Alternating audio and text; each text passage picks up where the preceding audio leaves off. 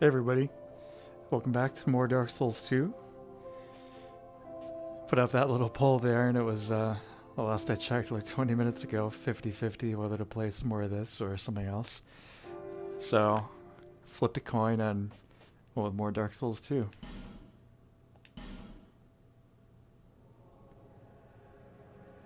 This will probably be it for Dark Souls 2, at least for this little, stream here, Return to Drangleic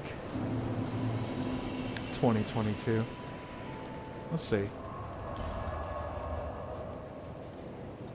So, last time we took out Lost Sinner and Duke's Dear Freya. So, we could either get in the big hole or go back to Iron Keep. Let's go in the big hole. Hey Troop, how's it going, pal?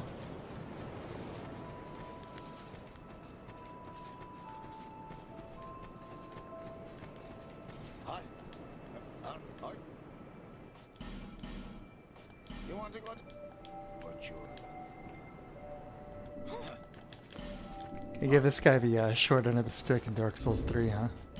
Just find his body next to a few ladders. I guess he died the way he lived. True, but I catch a cold or something. Voice seems deeper than usual. I hopefully not. I mean, I'm pretty tired, so could just be that. Hey Malice. Yo yo yo yo.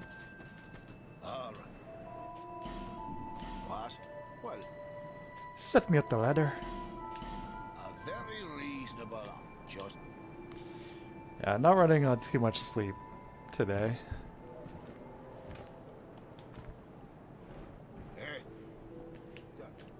It's been a weird one. Cheers for that. I got to bed around 3 a.m. and then still woke up relatively early. I was like, alright, well, you know, stay productive. Let me hit the do my workout.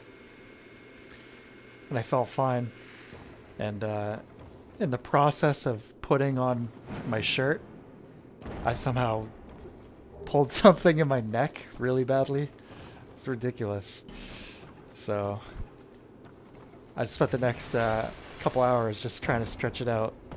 And finally got it. Did the workout. Put my stuff back on. But anyway, yeah, it's been a slow, not super productive, sleepy kind of day. So this this probably isn't going to be a 5-hour stream like that other one. What was I wearing last time?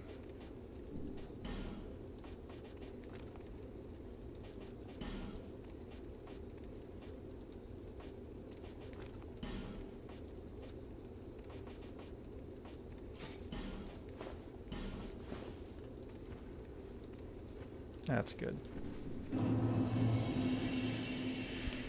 Been up since yesterday. Jeez.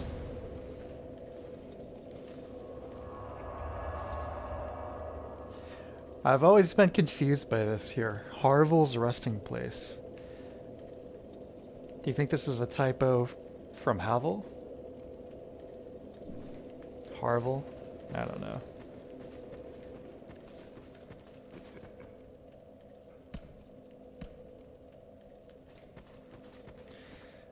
By the way, I watched some of your first streams. You're really going to say you're getting a lot better. Thanks. I really see improvements like less dead air, speaking more clearly, and more energy. Well, thank you. I appreciate that.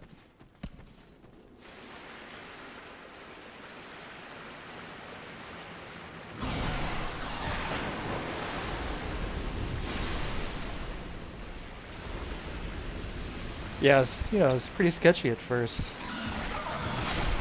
It's like not exactly someone with a lot of public speaking experience.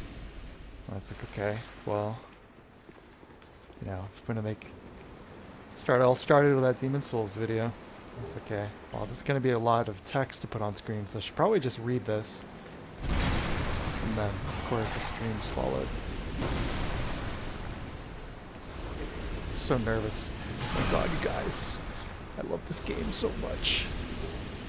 Can't wait to tell you all about it. No, it's a lot of fun. I mean, it's doing the streams is a blast. You know, in an age where it says before, like, age doing social stuff is a little more limited currently. You know, this is a really great outlet too.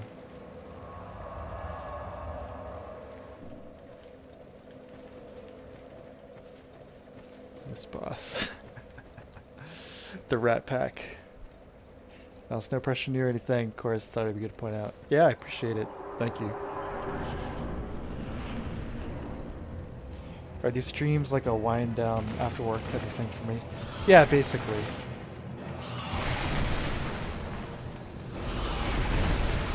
It's like I've got my productive work done, all chores, my workout, all that stuff.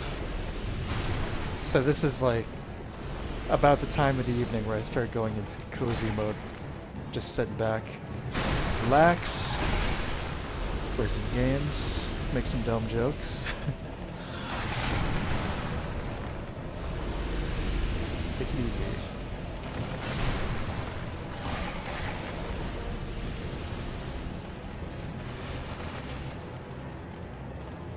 So the secret, one of these rats has a mohawk. That's basically the cue.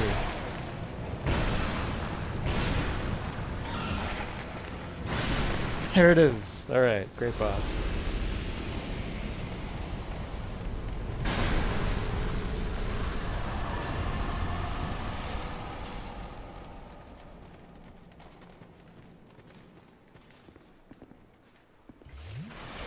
Sip on my poison. Yeah, this rat. Let's hear what this rat has to say. Leave this place, human. We have no time for thy kind. Humans bring nothing but filth. Is that a rat tail, human? Thou'st one of mine rat burrows conquered. This will not go unnoticed. Rejoice, for the right to serve me is now thine. Since thou'rt human still, permit me ask, wilt thou thy human soul surrender and pledge thyself to me?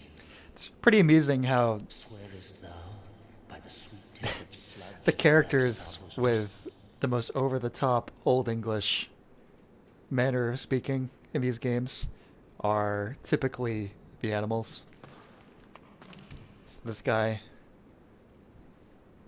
the cat from the Forest Covenant in Dark Souls 1. No, we're not joining the rats. Of course. Humans are all alike. No way. Get thee gone. We will tolerate thy stench no longer. Thy stench. Let's trust this guy living on a literal mountain of skulls here. It looks like there's a few reused assets around here if we look closely. It's like the Demon Souls fluted set in there. There's the skull from the Tomb of the Giants, Dark Souls 1. Mouse. Yeah, man, I didn't really know how to speak with people casually till high school, and now I still have kind of a weird speaking voice. You sounded fine the one time we played Left 4 Dead. You sounded good, man. Don't worry about it. Didn't expect a talking rat. Yeah, this game just keeps on surprising.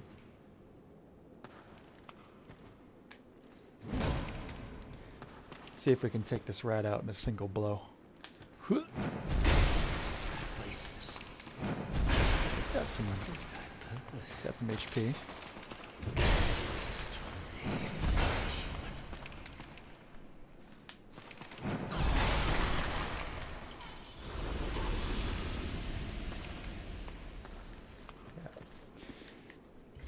Boss drowned by a rat. The skeleton. Hello.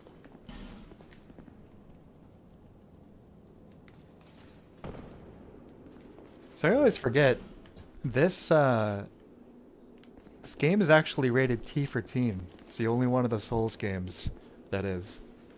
It is a little lighter on the gore, the blood and whatnot. It's like just enough. You know, it's like Demon Souls and Dark Souls 1, I think probably could have passed for T-rated games. Bloodborne, yeah, that's M-rated for sure. But I don't know, Demon Souls, Dark Souls 1 seem kind of mostly restrained in terms of the gore stuff. Troop, I could definitely see Tanamura's influence in ER after seeing the Rat Boss. Credits leaked, he's listed as a co-director for ER. Correct me if I'm wrong, but wasn't he a co-director for Dark Souls 3 as well? Yes, the Rat King. I've been replaying Left 4 Dead recently. Left 4 Dead 2 recently. Didn't realize how many servers I'm banned on. Naughty, naughty.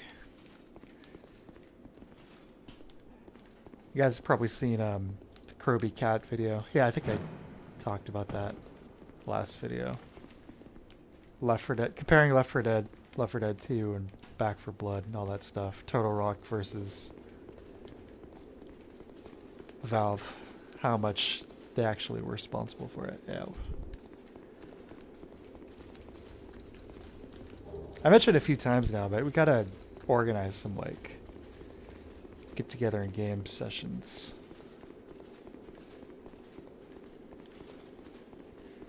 Oh. My neck is still tweaked. It's ridiculous. It's like, work out hard, stretch, do everything you're supposed to do, and then sleep the wrong way one night, try putting your t-shirt on, and pwn yourself.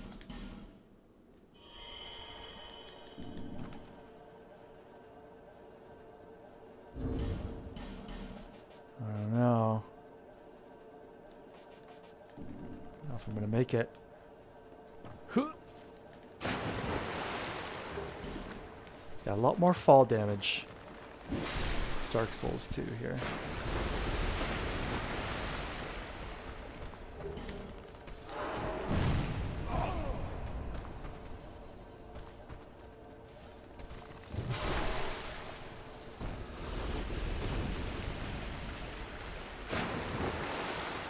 Message, message, message. I'm an every man for himself type player. That's fine. There's no reason to get banned.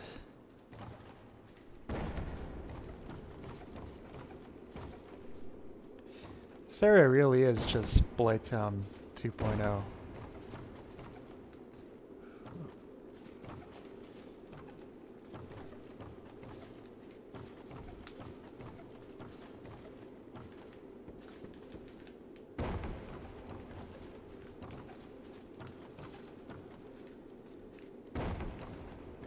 I wonder how many poison swamps are going to be in Elden Ring.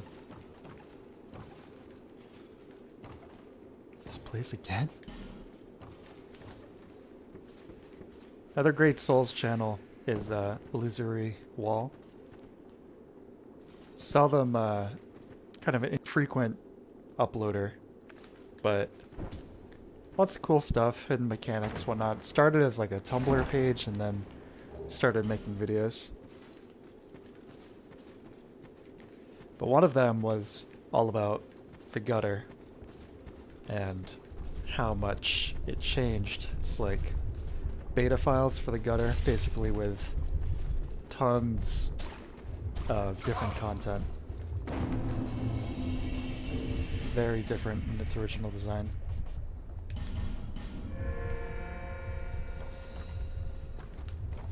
I'm gonna do the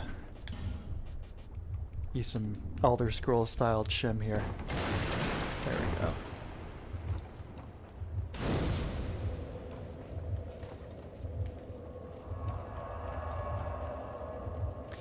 It's weird their ratings are even a thing still, like, even who cares? Yeah, I mean, I guess, I think it should just be simplified a little bit, you know what I mean? It's like, this is appropriate for kids, this isn't. Or parents, you know. Make the call yourself.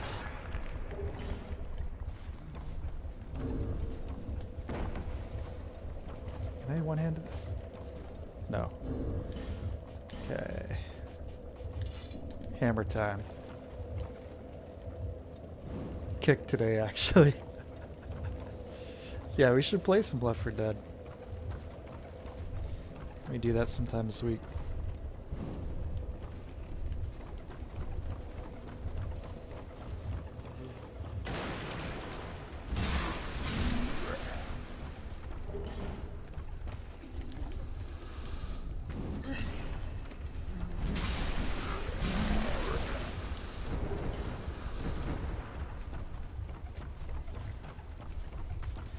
And yeah, just talking about in Discord, we'll, for Friday night's film night, stream some Suspiria, however you pronounce it. Yeah, it's kind of a major gap in my like film library. I haven't seen any of Dario Argento's films.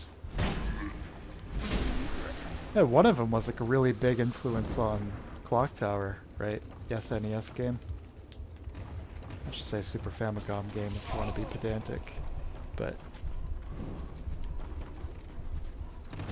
whichever one has Jennifer Lawrence in it, playing a girl named Jennifer.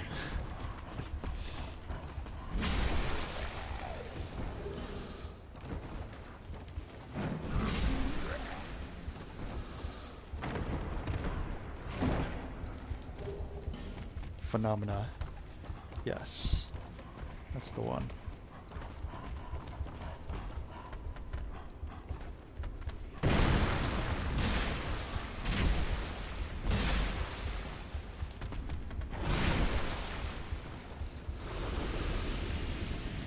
No, I have not seen How to Get Ahead in Advertising.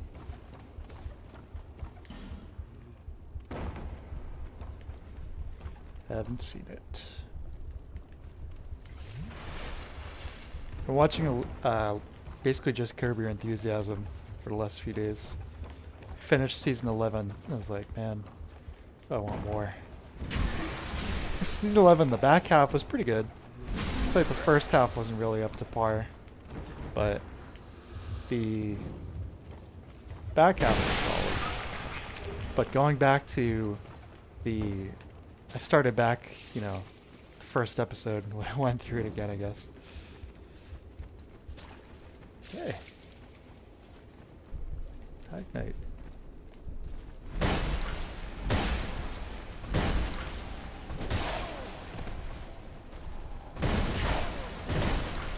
I forgot how deadly the spear ones are.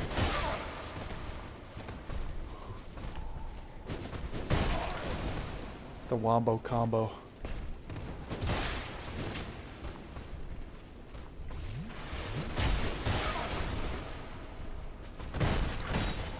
Just going for that backstab. There we go. Got the mask. Now, that's... yeah, not the cool mask. That's this mask. This mask is kind of whack. Yeah.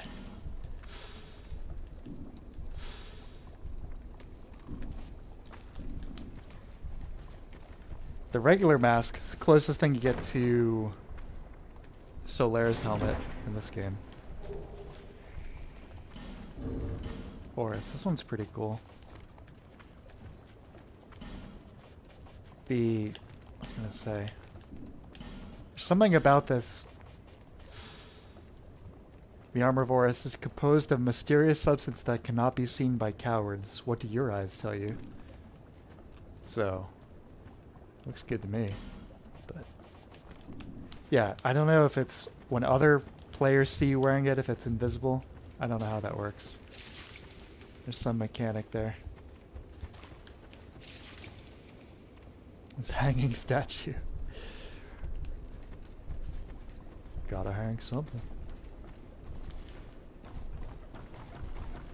The Havel set is somewhere down here too. Or Havel.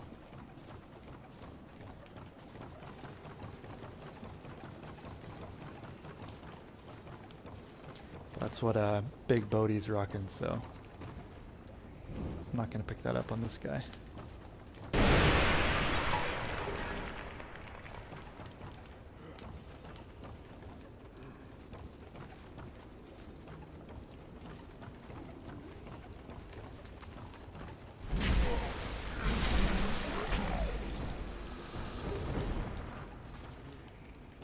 The last time I was playing this, I was having almost every single item fall through the floorboards here.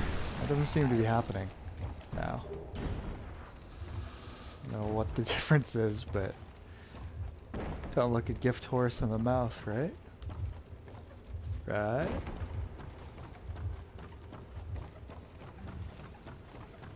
The king in his cool clothes, so you're the king. I think that's the Emperor's new clothes.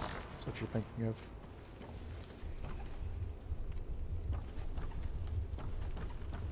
Oh shit, poisoned. Take a sweet time.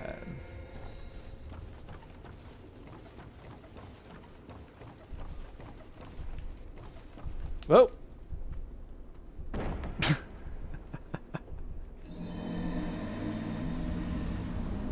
It's another, at least with this torch mechanic in this area, it's a pretty easy way of retracing your steps, you know?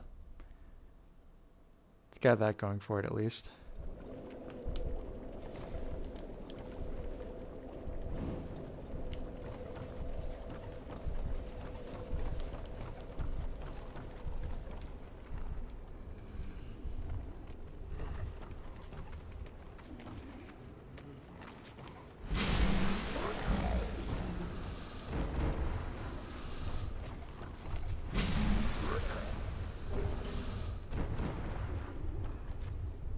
Haven't seen any Magenta films other than Spira. Yeah, I don't know why. It seems like I'd be really into those movies, but I haven't seen a single one of them. But yeah, Friday night, we'll do it. We do it.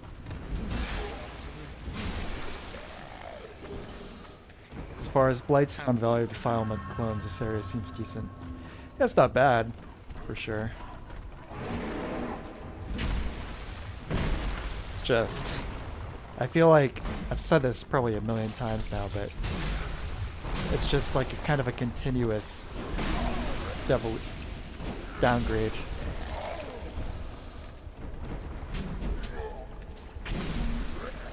It's like Valley of Defilement is incredible.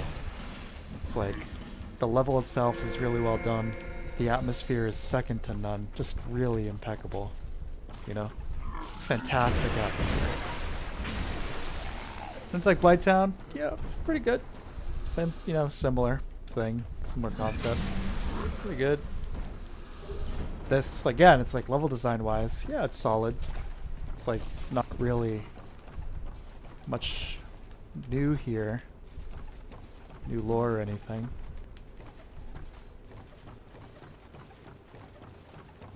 Yeah.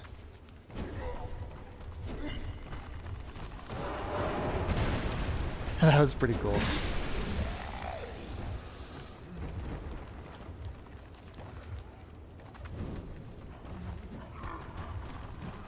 I'm just crazy about the Valley of Defilement. I mean, it blows my mind how good that area is. That and Tower of Latria, of course. That looks very unstable. Oh boy.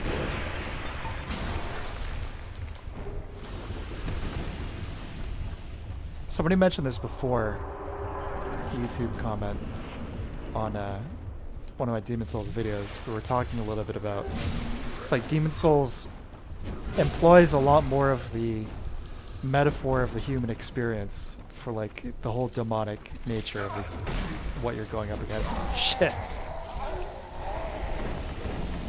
You know, it's like kind of like Berserk in that way, where a lot of the antagonists are just, you know, representing various forms of like human nature, hedonism, you know, greed, all this stuff. That's something I really dig about it. And it's not necessarily, you know, this is subjective preference, but the Dark Souls games are more about traditional, you know, I say that relatively speaking, kind of threats, you know what I mean?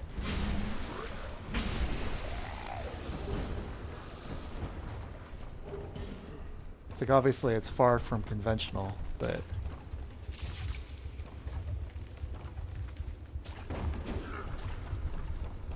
seems just less metaphorical of the human condition.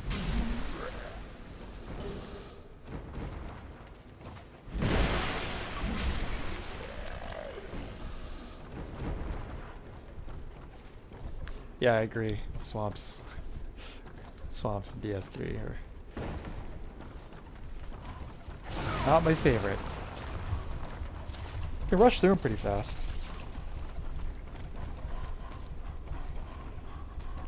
Say that at least.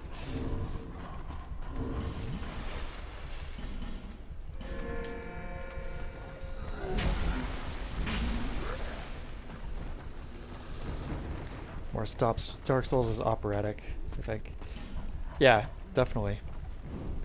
It's like it's more like the Arthurian legend type story. Yeah, it's more grand and epic in scope.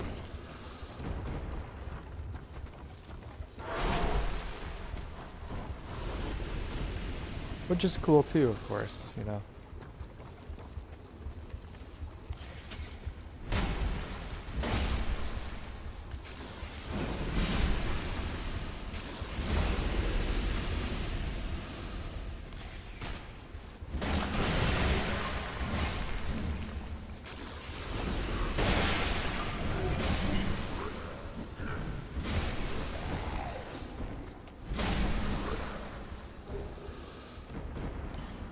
I'll say the DS3 swamps for my least favorite part. It's basically just a flat plane that make you walk really slow. Yeah, I mean, it's...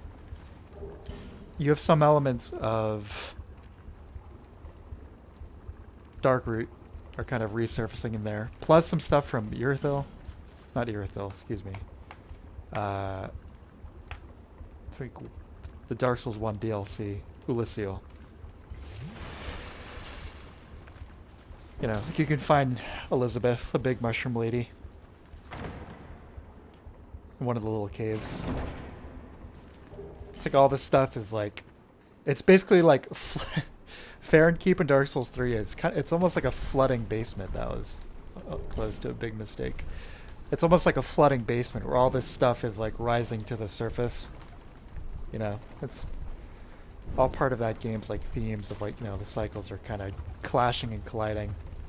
Like time and space just smushing together at this point.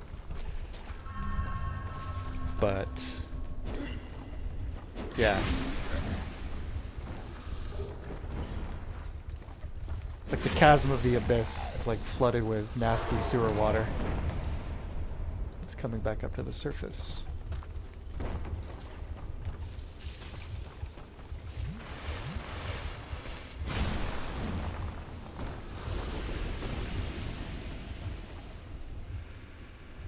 Deer with the tree stumps. Yeah. The deer with the tree stumps, that looks a lot like the Vicar Amelia in Bloodborne.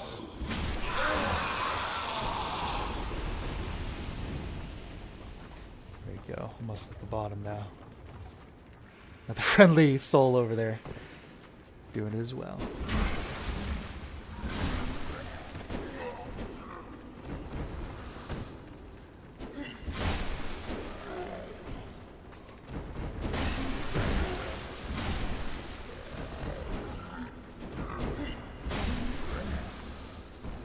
I wonder why they changed the look of the hollows so much for this one.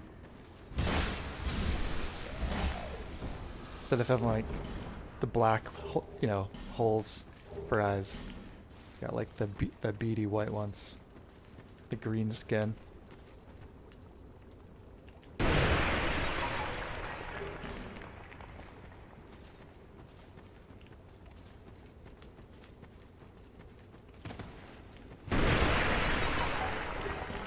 $20 life gems. Jeez Louise.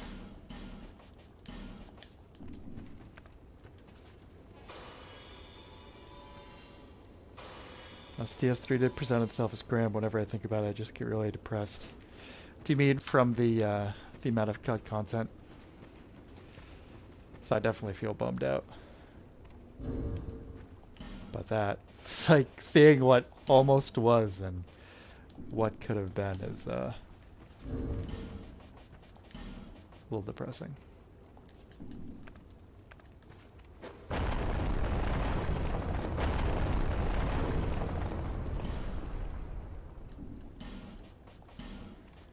One more knife.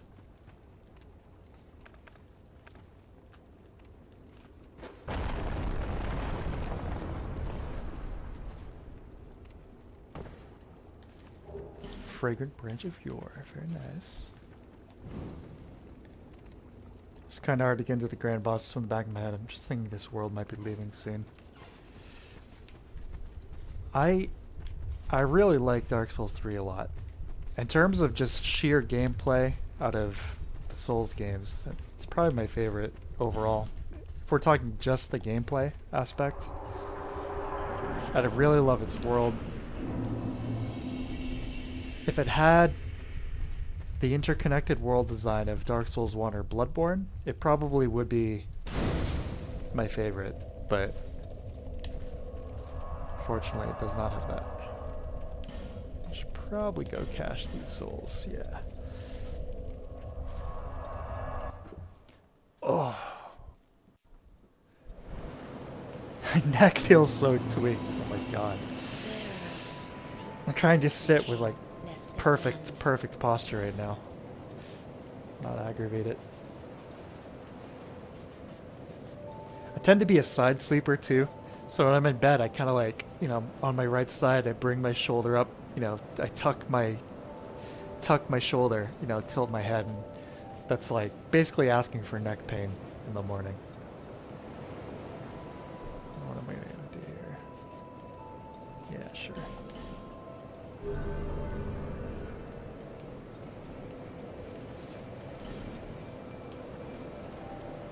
Oh, he's got the high net helmet. The guy right there.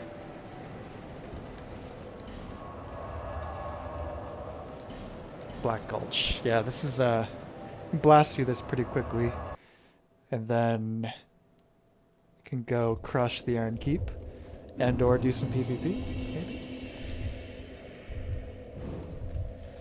DS3 reminds me of this song. So You Want to Be a Superhero by Carissa.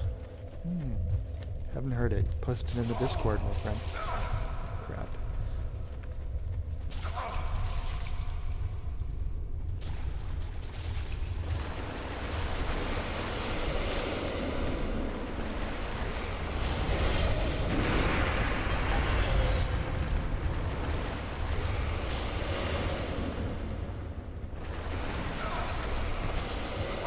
Oh my god.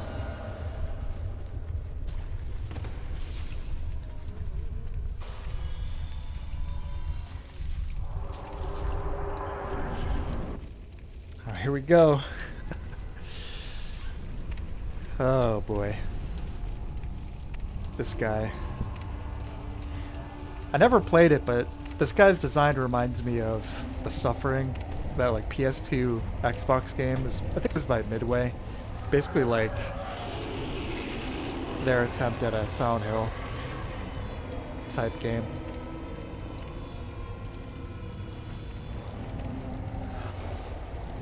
So scary, dude.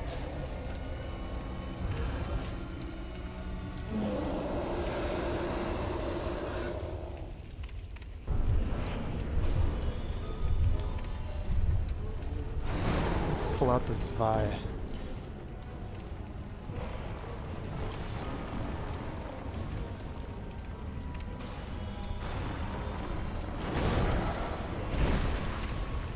A decent amount of HP.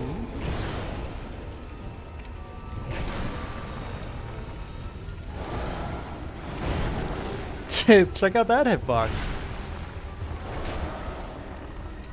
Nice.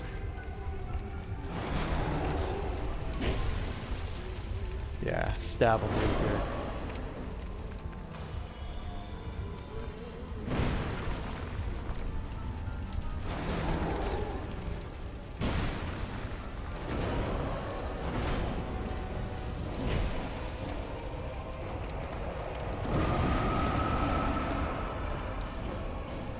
put some dark on him.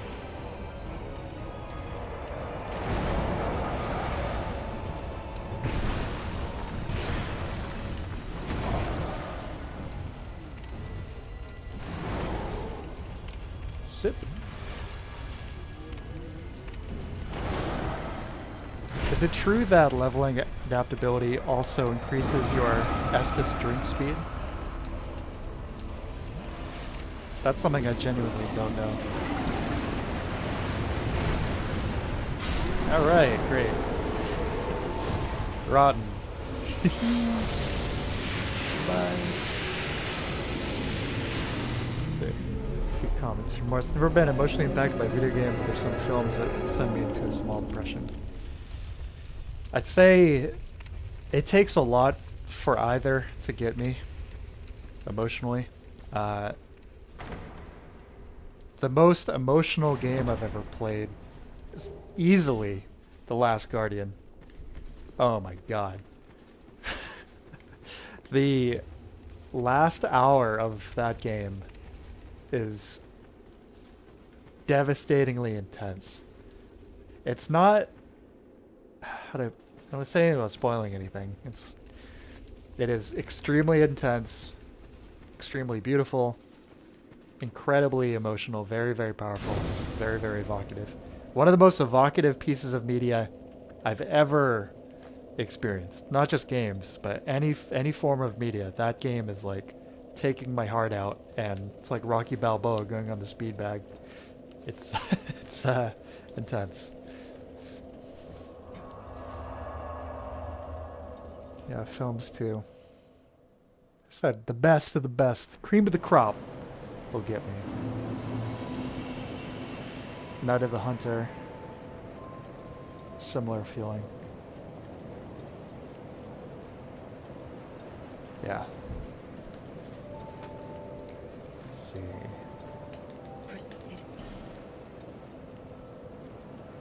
Symmetric for a game is great if it blows my mind or makes me cry. Yeah, basically. That's, yeah, mine as well. It's like, either of those, and if the gameplay is great too, then you've got an all-timer.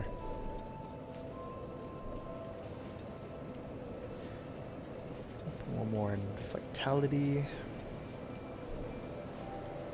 I think of a really situation where we're going to need to two-hand, or one-hand this Vihander.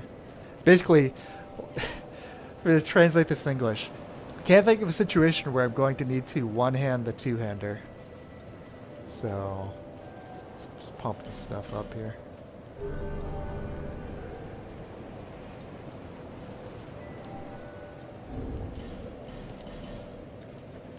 Side sleeping so comfy, but hell for posture. Well, I believe that because I feel like shit right now. My neck feels, yeah. I have a tendency, it's like I sleep like that and I realize, you know, try and like have more general body awareness, but it's like tend to have my shoulders out of, you know, out of line. So yeah, that side sleeping stuff can really mess with that. Go back to Iron Keep here. Get some revenge on these weeb knights, shall we? Try to have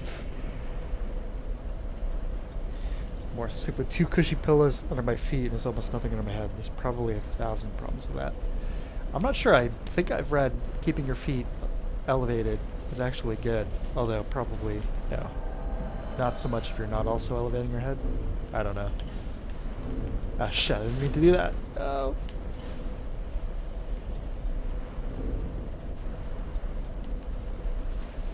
Getting the feeling this guy's AFK.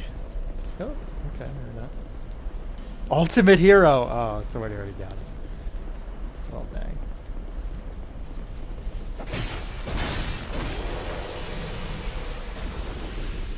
He did look like a Splatterhouse boss. Playing Geico and I'm so anxious when I let go of Ram. Ueda's games are masterclass in emotional content, for sure. All 3 of those games are high level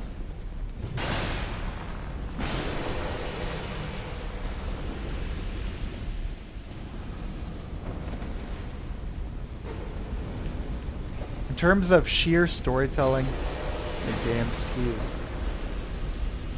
he might be the best, Ueda. In terms of actually integrating gameplay, story, and emotional content, Ueda might be the best. Definitely.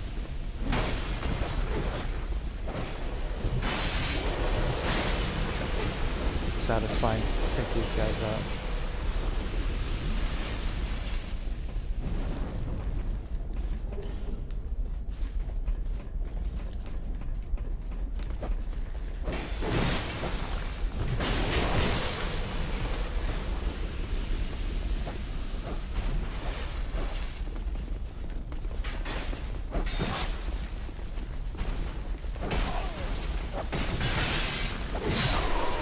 Yeah, that was pretty stupid on my part.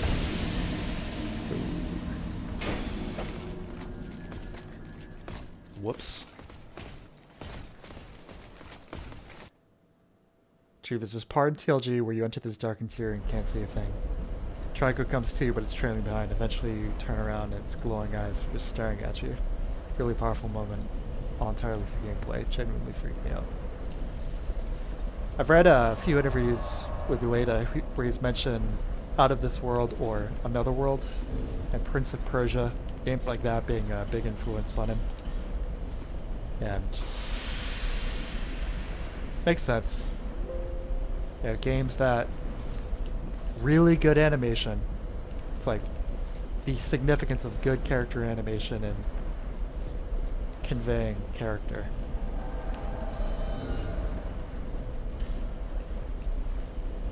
He's got it in spades. Oh. Kylor.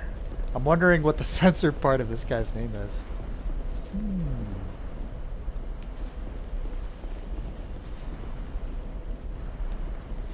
Ueda seems to be one of, if not the only dev that fully takes advantage of the medium. I can't wait to see what he does next. It really bummed me out to see so many reviews for Last Guardian complaining about the controls.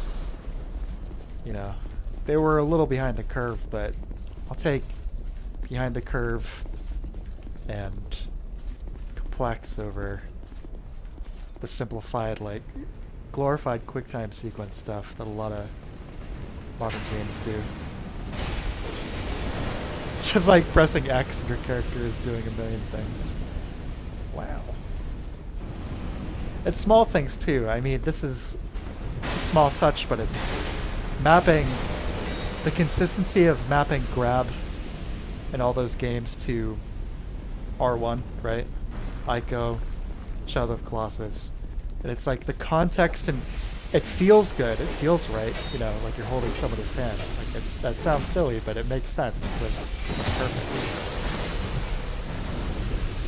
But the genius juxtaposition of going from Ico to Shadow of the Colossus. Oh god, Kylor. Bummer. And the recontextualization of what you're doing with that. Similar controls, but completely different purposes. Really sweet. What was that? Did somebody miss a backstab?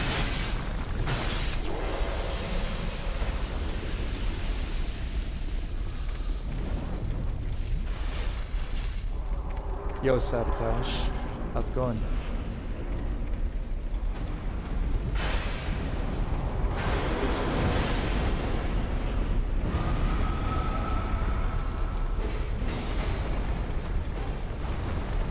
We're farming the hell out of this boss back then. This is another one I fought so many times that I could probably do this one blind. This moveset.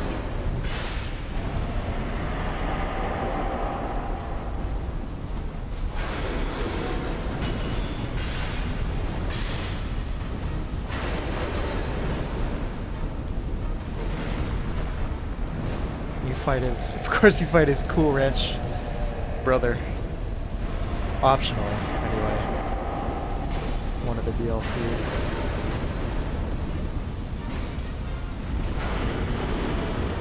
One thing I hope Elden Ring does, can manage the boss movesets to be better about handling multiple players without just relying on that AoE thing that he just did. Although, as you can see, that's effective sometimes. But it's tough, you know, how do you balance without essentially designing every boss twice, you know? Like a moveset that's interesting to fight against when it's one-on-one. How do you make that still be interesting when it's two-on-two, outside of them just having like big AoEs and crazy swings and whatnot?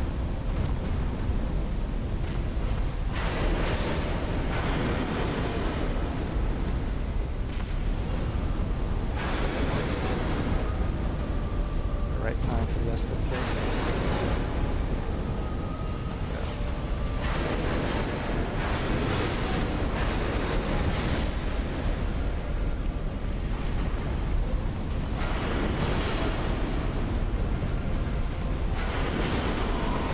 Camera got me.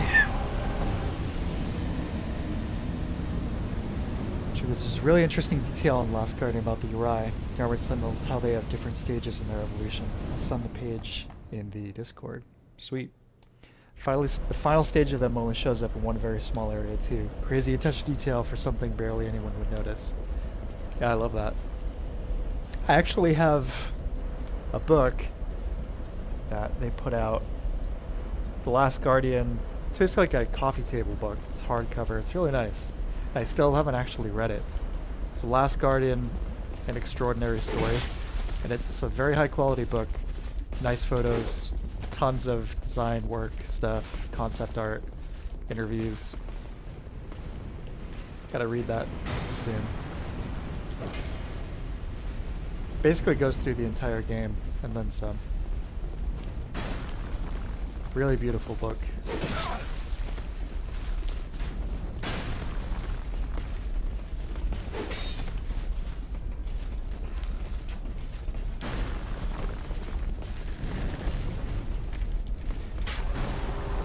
Speaking of books, another one I just ordered is City of Darkness Revisited, which I don't even want to say how much I paid for it, but something I've been wanting to get my hands on for a while, and I decided to finally just take the plunge. It's basically a big book covering Kowloon Walled City from Hong Kong, and that existed. If you guys aren't familiar with that, it's basically a city, a self-contained city in Hong Kong that existed between 1950 or so and 1991, and it was like law-free zone basically. This was during the era of English ownership of Hong Kong. It was still kind of like split. Neither China nor England wanted anything to do with it basically. Not a single architect was involved in the creation of the city, so it's just this insanely jam-packed, no planning, no rules, electrical cables everywhere, running water pipes, just like basically the visual inspiration for cyberpunk, you know what I mean? Blade Runner type stuff. If you look up Kowloon Walled City anywhere, you'll see lots of material on it. It's just really incredible, a really interesting microcosm of human culture that existed in this brief window of time.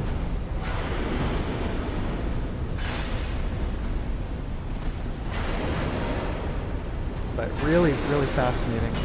Some parts beautiful, some parts disgusting and scary, but really, really fascinating.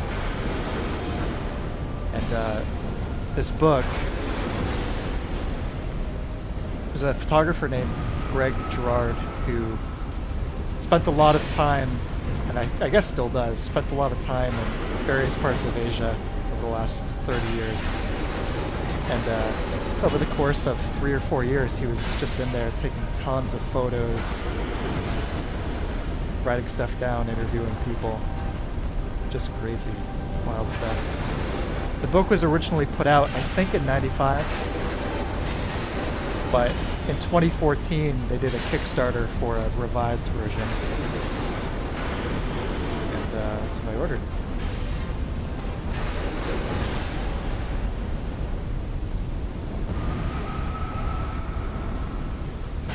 There we go.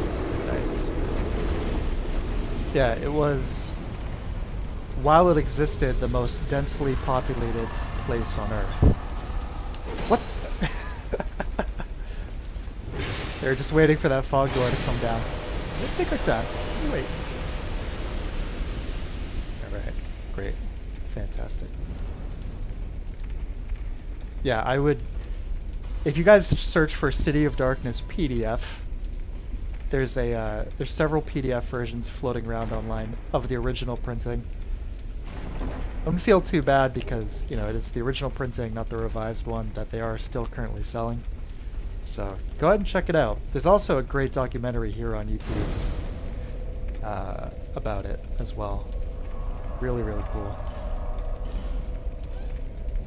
Troop Developer Insight books, concept art books, the best. Yeah, I agree. I've got a few of them. I've got that one, the Last Guardian one I was just talking about, Half-Life 2, Raising the Bar. I've got, that one's really nice. Prima put that one out by around when Half-Life 2 was coming out. Another nice hardcover. I have the Dark Souls 1 Designs Works book. It's obviously beautiful, fantastic, tons of great concept art. Big interview. Everyone's probably read it, but Miyazaki and a few other guys from FromSoft in it. Really good.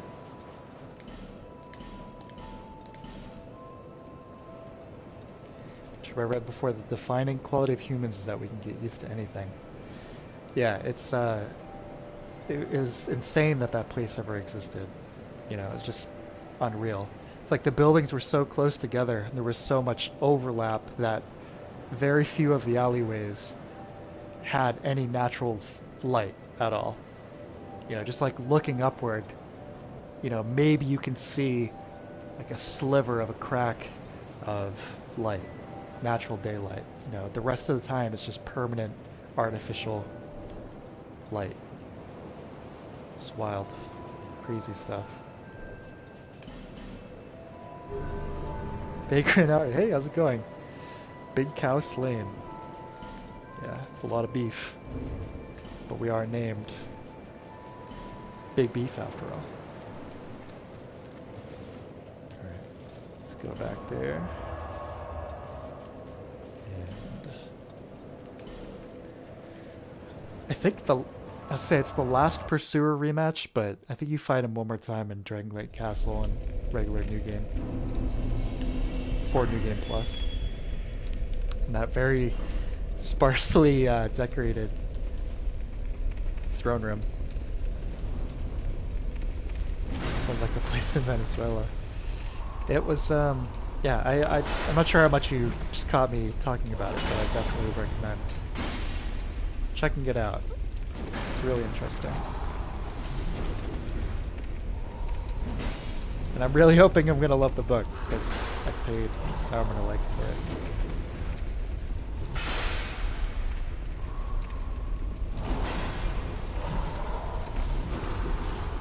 I'm sure I will. I mean, it's a huge book. It's like 360 pages. Lots of nice photography. Some other stuff I ordered.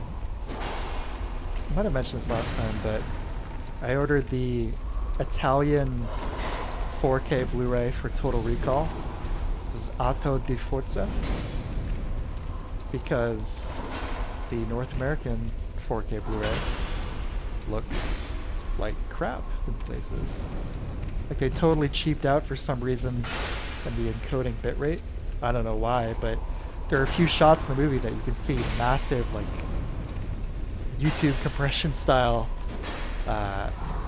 compression. So like these big like macro blocks and stuff.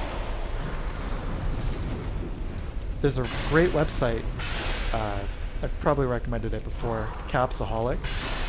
If you want to compare physical releases, really good about getting all the different versions up there. Grabbing like the same points in the film, so you can compare, literal frame comparisons.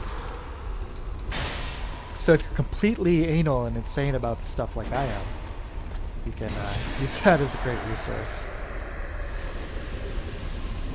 Mega Blades +1. Very good. 360 to 375. Not bad.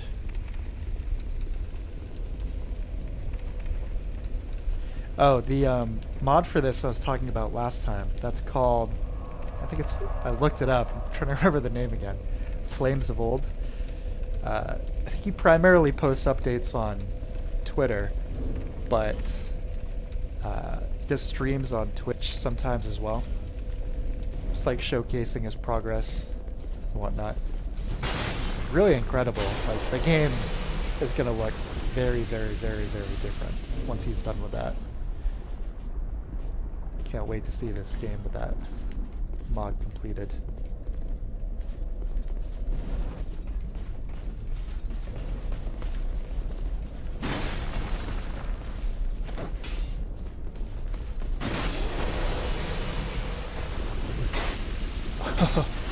See, I wasn't fully standing up yet, so my hitbox wasn't quite activated. We use tube-type compression? Yeah, it's bad. At points, it's horrible. I mean, it's worse than that. Just really, really, really strangely low quality. And it's, I don't, given the price of these, you know what I mean? It's supposed to be like premium format. And it's very likely going to be the last time a lot of these films are going to be getting physical releases. You know, you want the best, you know, you don't want this half-ass stuff. You have all these like films with these like massive legacies people love. And it's frustrating to see them half-ass sometimes.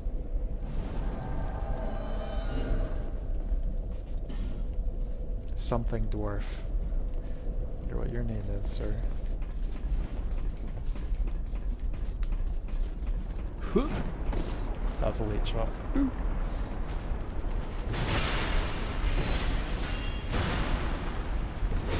Forgot the name of the guy doing the S2 mod. Look me for sure. Say his background and some big game companies doing lighting and stuff. That makes sense. It looks very professional. You know, it's not your standard like reshade, you know, hack job kind of thing. Like he's going in there, tweaking the game assets. Really sweet.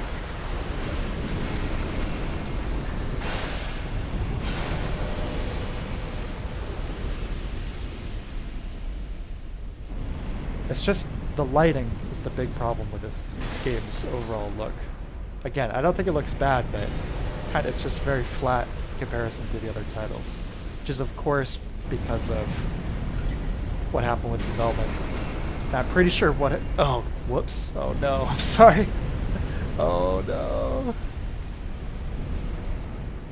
I'm pretty sure what probably happened, in addition to all the other development issues, it's like Bandai Namco saying from like, hey, we need this to sell on PS3 and 360, not just PS4 and Xbox One.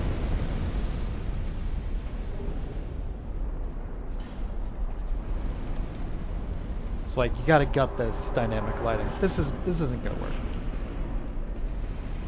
Where's Million B reshade ray tracing? Some of those look good, you know, reshade can look good. Yeah, a lot of the ones you see online, you know, they just go like ham on the, yeah, the depth of field stuff, ray tracing. Take saturation and just crank it to 11. Your GPU sets itself on fire. They cannot take any more, Captain.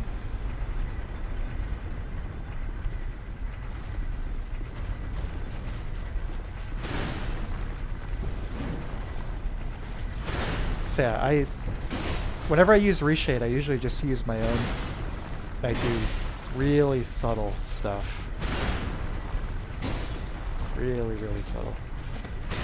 If you guys want to see an example of one of mine in action, if you go back to that Miyamoto's 3D Worlds video, all of that Ocarina of Time footage is using a reshade I made. And it's basically just think a little bit of ambient occlusion, a little bit of saturation, maybe a hint of contrast.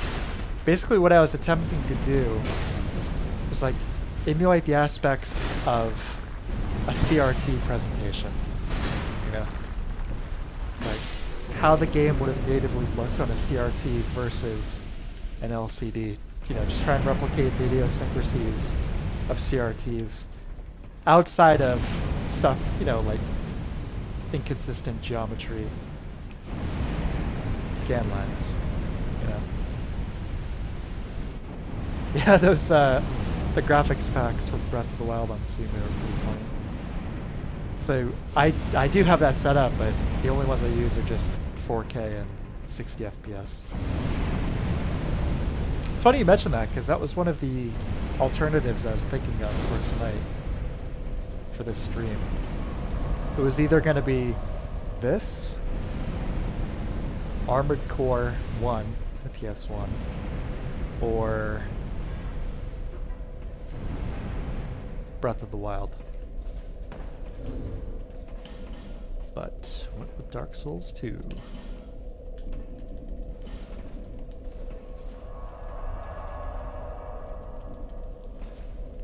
Can I invade in here? Look at all these souls.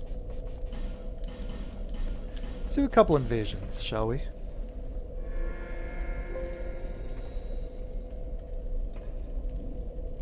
Oh. Invading the world of Lego. I don't know if it's this mod, but every time I've invaded, I seem to be put right in front of somebody, which is nice.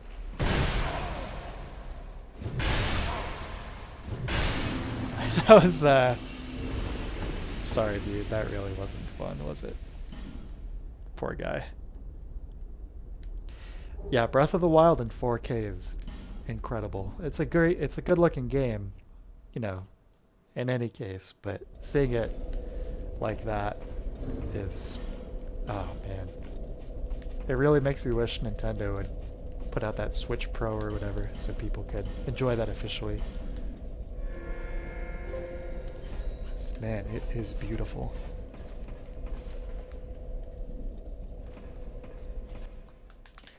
Got all these huge games I want to play. It's like, I don't know if I should start. I get sucked into them. Breath of the Wild. Witcher 3. Hello.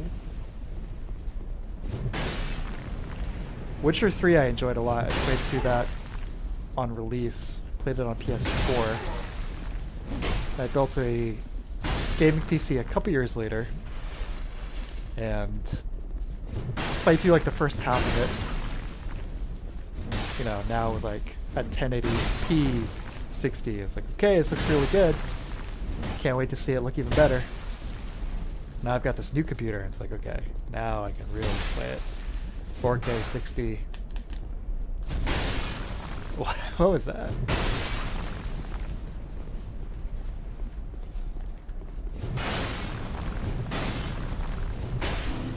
"4K 60" with... I've never played the DLCs for that game. They're both supposed to be great, right? Heart of Stone and the Blood of Wine is supposed to be fantastic. Everybody seemed to love that.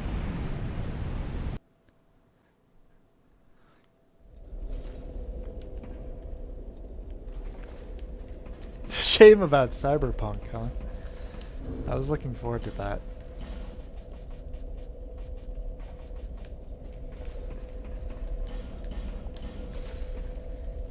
Like JC would say, what a shame.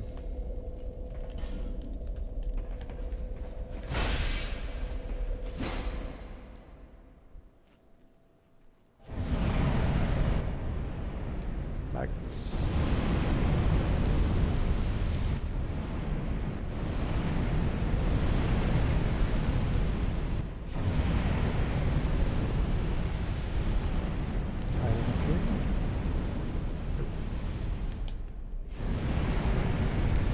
Probably grab that silver the silver cat ring, fall damage ring. Kind of essential for invaders.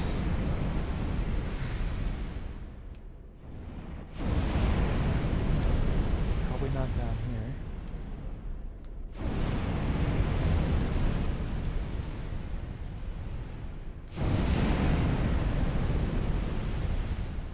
Well, Magnus, where are you?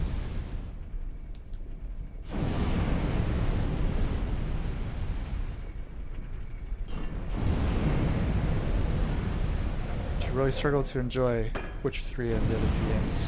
Golden Road to control like a wet cardboard box. Oh yes, I'm gonna fall for this one. Okay. Oh boy. I hope he was joking. That was ridiculous. Oh god.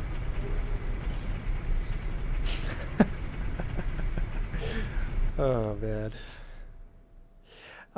Witcher 3, if you try it again, what everybody needs to do when you play Witcher 3 is go into the settings, if you didn't already, and switch the movement mode from standard to alternative. I don't know why it's not like that by default, you know?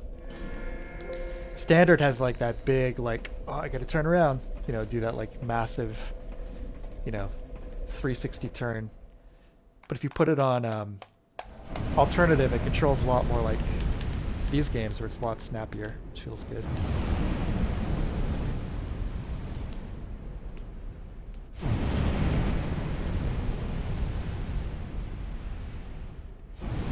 Roach is it's hard to defend no matter what.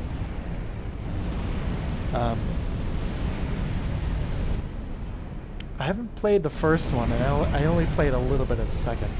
Oh, driven away. See, here's the problem with Blue Acolyte. You just kick people. I'm not sure if you even have to be flagged as cheating. Pretty sure, because they have that in place, so if a cheater connects to you, a hacker connects to you, you can just hit a button on your keyboard and send them packing. But I'm pretty sure you can still do that even if the person isn't, I think.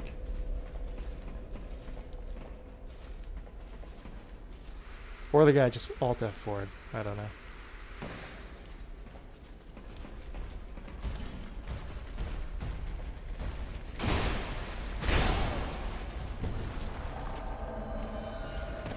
Get in there, Manhunter.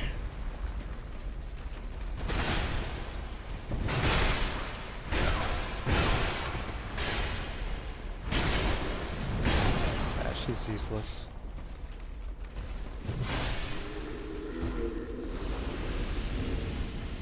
I'm going home, Manhunter.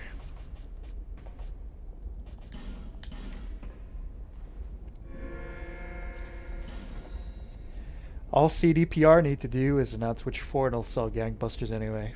Yep. Yeah, that's kind of like their get out of jail free card.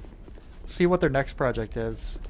But if that doesn't do well, they've got the Witcher 4 concept, you know, under break glass in case of emergency in their HQ. And just hit that up.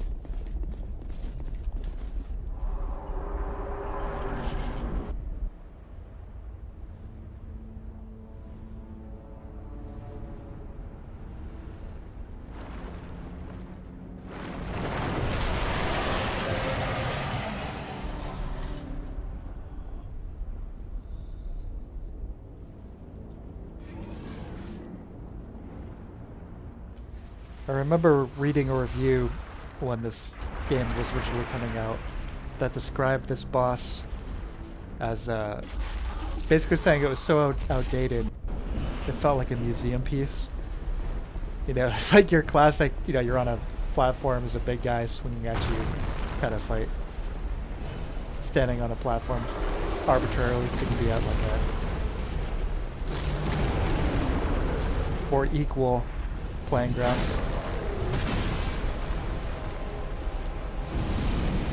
It's not too bad. I don't think it's a bad fight. My only problem with it are these holes over here. Doesn't feel good to fall into that hole.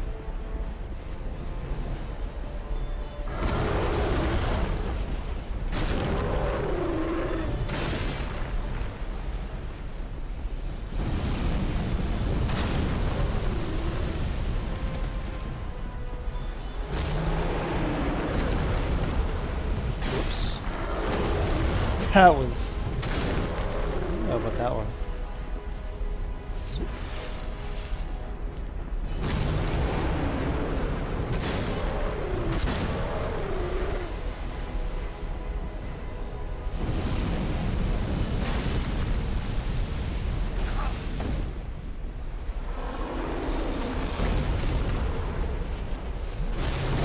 Yeah, that was the wrong time to sip. Grab the sippy cup.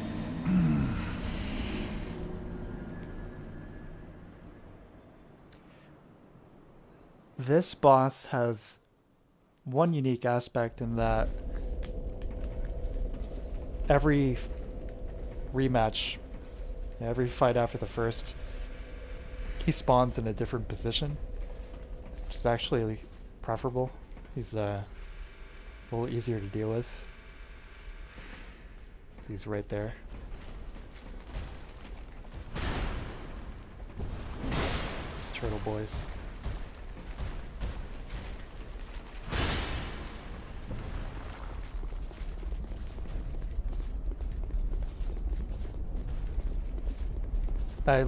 Last time when I was here for a little bit, I was playing the Mario 64 music. Now it's all that I can think of. It wasn't the first time I've done that while playing this either. You know, it's like one of my many... It was a Murakamo build I did. I was just hanging out here invading for ages. Hours listening to that Mario 64 theme.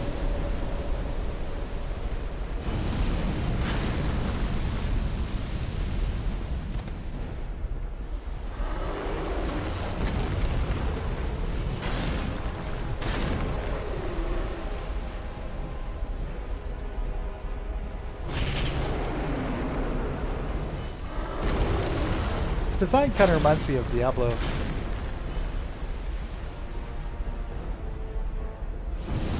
Speaking of Diablo, one of these days I'd like to play some more Diablo 2 Resurrected or whatever, but every single time I try and play that, the servers are down. I haven't tried in a few weeks, mind you, but man, it's ridiculous. Like the version of the game that was sold 20 years ago is more stable than the modern, up-to-date one. But I guess modern Blizzard in a nutshell.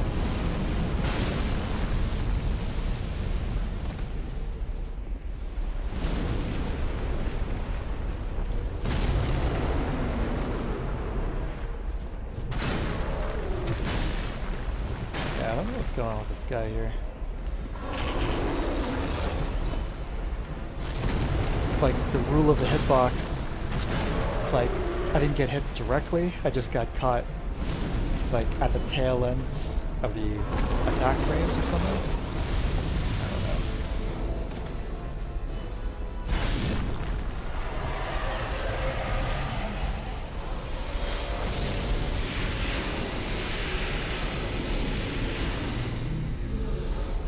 don't know. Another one bites the dust.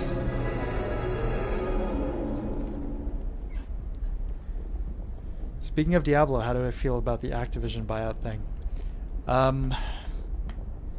Mixed feelings. It's, you know, I think Microsoft will not put up with any of like the culture bullshit that was going on at Blizzard, you know, which is good. You know, they're not going to put up for any of the Cosby Suite stuff. It's just like a nightmare, which is good. The like insane consolidations of media that we generally see these days is a little unsettling. I'm sure we're now at some point in the next few years, we're gonna see Microsoft's Smash Bros. Game, and it's gonna have Master Chief, Dragonborn from Skyrim, the Fallout guy, the like Fallout Boy guy. And now, Deckard Cain, Diablo, Thrall, Warcraft, all that stuff. It really grinds my gears that Bobby Kotick is going to be getting a close to a $300 million golden parachute buyout because of the contract he had with Activision Blizzard. Somebody put that up, you know, as like his rules of termination, basically. The way things are looking, you know, he's gonna get sent packing with $300 million. Here you go. It's just, man, the world is...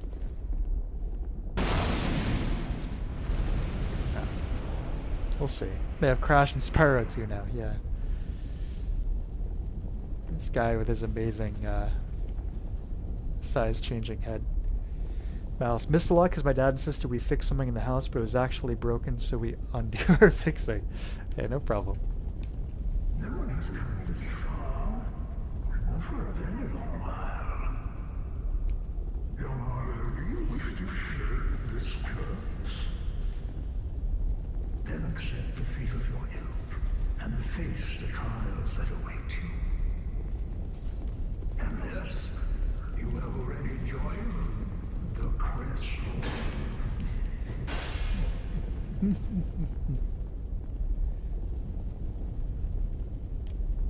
Young Harlow, there are but two paths. Inherit the order of this world. Right, this game didn't originally have this. Destroy it. It's added after the DLCs.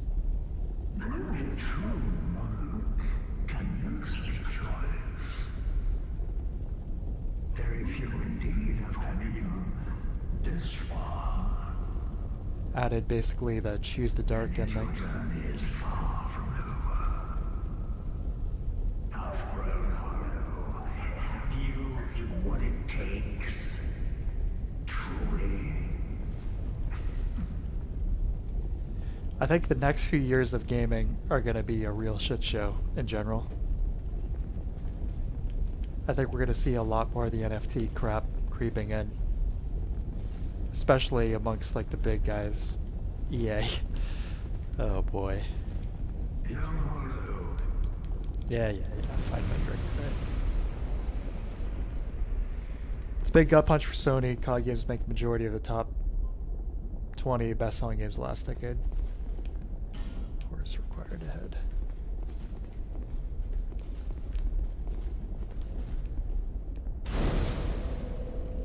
They gotta take two. They put Sony in real trouble. GTA 6 and light. Being exclusive. Yeah, Mouse. Exactly. At some point, it's gotta be considered a monopoly. But the thing is, our legislators have no idea about any of this stuff. They're completely clueless about gaming, the internet. So maybe in like a couple generations, and by then, you know, who knows what the entire world will look like. But these guys, they don't have a clue. They don't even understand Facebook. You hear those like Facebook hearings? They're like trying to explain like the basics. You know, like trying to explain to like a 70-year-old, you know, politician what a cookie is. No, they don't have a clue.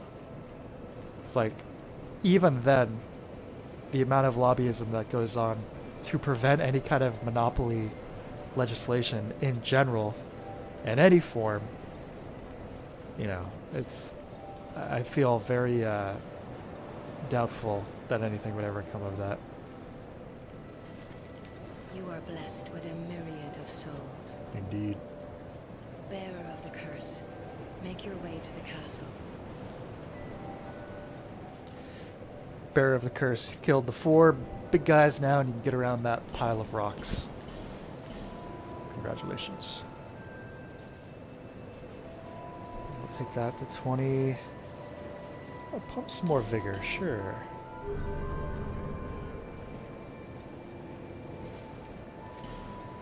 Do I have any chunks?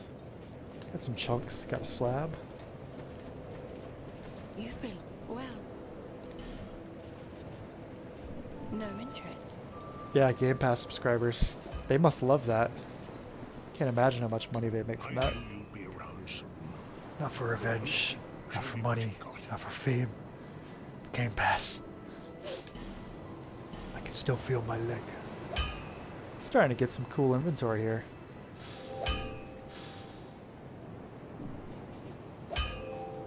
The Wicked Eye Great Shield. It's pretty cool. Oh wait, this is all stuff I'm already carrying. Billy, sorry.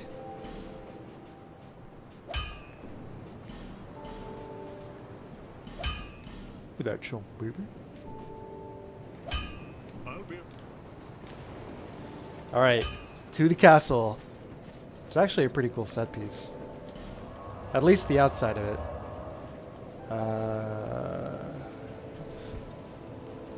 Crossroads. Road Fork Road, right? Yo, that pink shield is sick. Yeah, if I was using a shield for this build, I might grab it. But, nope.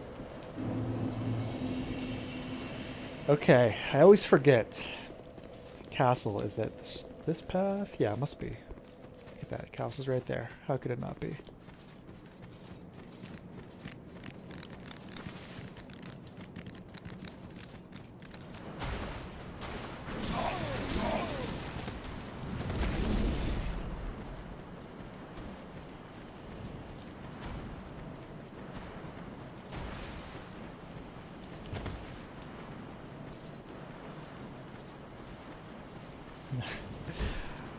The lone soldier.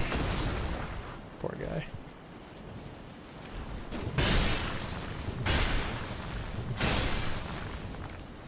Great armor set though. Sure, my first character. Nope, it is the other way. Damn it. My first ever character ended up with that guy's set. Or maybe Velstat's set. Kind of similar. Red Tearstone Ring. Ooh. Let's throw that on there. Where is it? There we go. That's a no-brainer. I'm not using much in the way of rings here.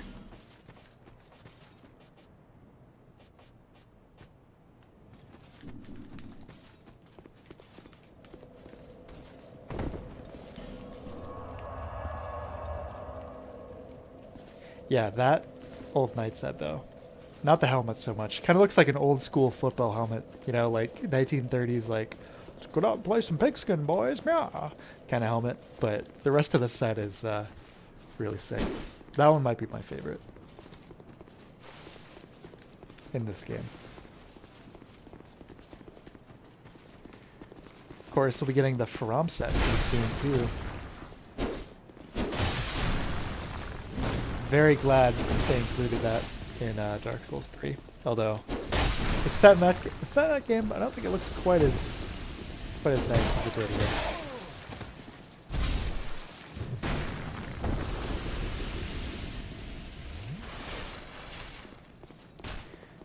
This area is reminding me of Kingsfield 4. I was playing that last year. I'll be playing that on stream on here at some point this year, for sure.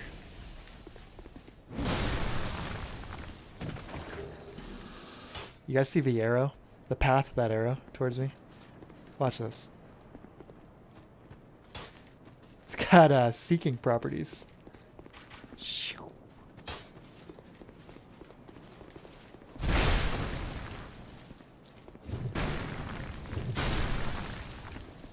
Hitbox.exe not activated. Yeah, this is it. This is the whole reason you have to go kill the Lord Souls, because you cannot climb over this thing. Now, I'm not gonna make too much of a big deal of this, but one of my biggest pet peeves in video games is stuff like this. It drives me absolutely nuts. Like, your character isn't capable of climbing over this.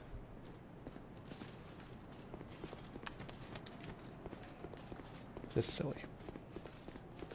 I was playing, yeah, the N64 woods. I like it. It's charming. Needs some lighting, but yeah.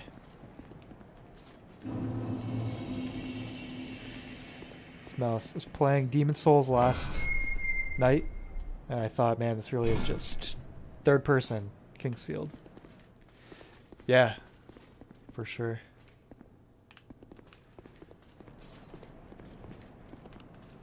You know, I was thinking if I ever got another tattoo,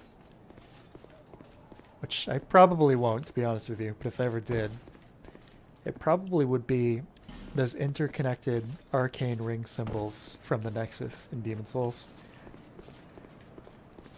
It's like I'm in general very, very, very hesitant, you know, get a tattoo. It's like gonna be on you the rest of your life. It should be, you know, very meaningful and whatnot. But I definitely wouldn't get anything that would be like, you see people with like the Batman logo tattooed on them and stuff, you know? It's like, it's just like a logo. It's like a brand. It's like somebody getting like the McDonald's like golden arches just like stamped on you. I don't know. I mean, I guess if you really love Batman. Anyway, I'm sorry to ramble here.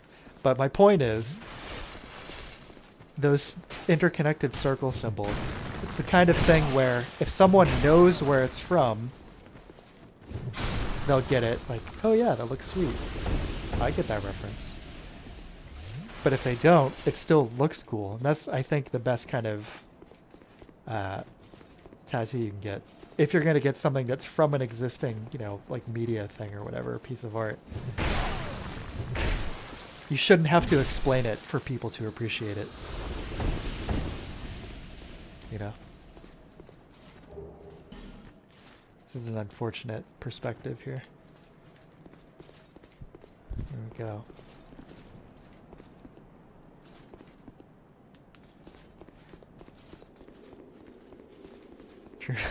Thankfully, there'll be none of that in Elden Ring. We'll see. I hope not. Yeah, this is a cool area. Oh, you know what? I gotta turn my brightness back down. Killing the atmosphere here. There we go. Although, let's take it up a notch even further. There you go.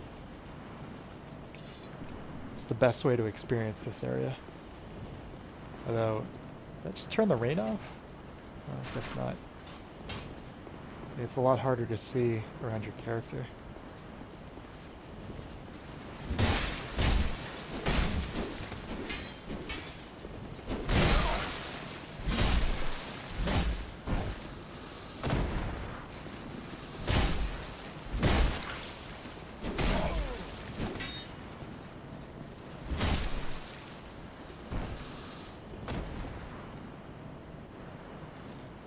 Proof Demon Souls MC is the strongest because you can vault waste barriers. It's definitely, yeah. It wasn't until Sekiro came along that that skill was matched. Here's the reveal. Drangleic. And you know, we didn't even have to have gargoyles take us up here to experience it.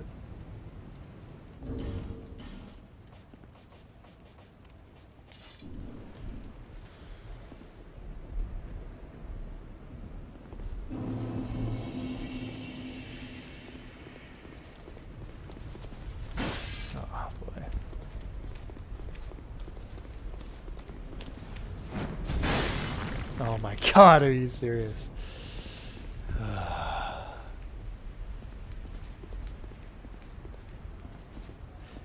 This is an interesting area. It's kind of like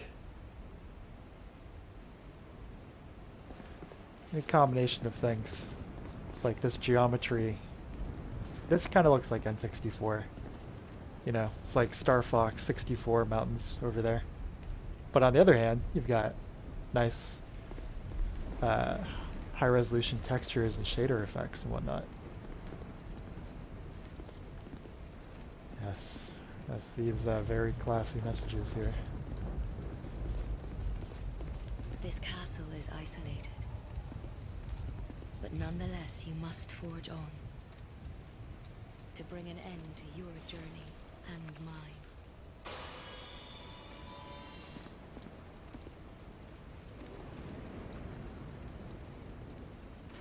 What tattoo do I have? I'm gonna keep that a secret. Sorry.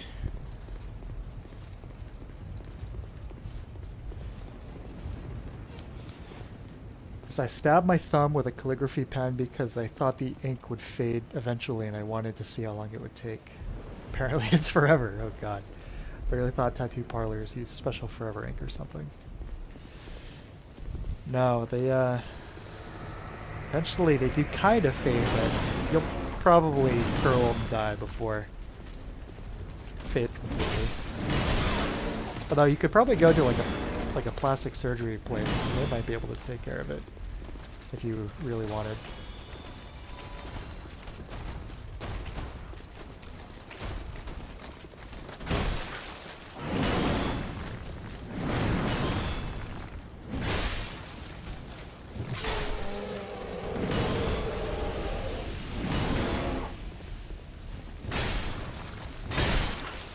Yeah, troop. Yeah, couldn't see this happening.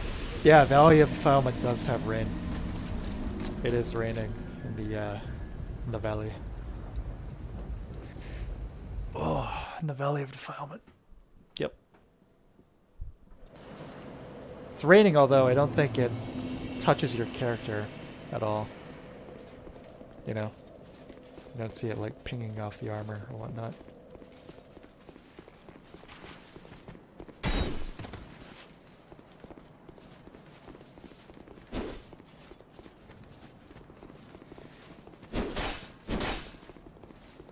Just a dot. Yeah, it's just, yeah. It probably would charge you like a few $100s just to get rid of this little dot, so yeah, not worth it.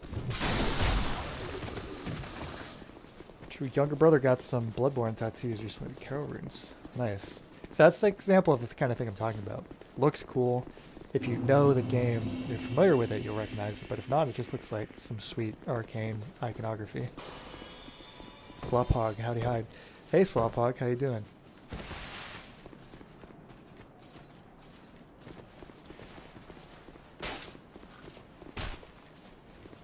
On our quest here to Drangleic Castle. Just got pwned by the Mammoth Knights.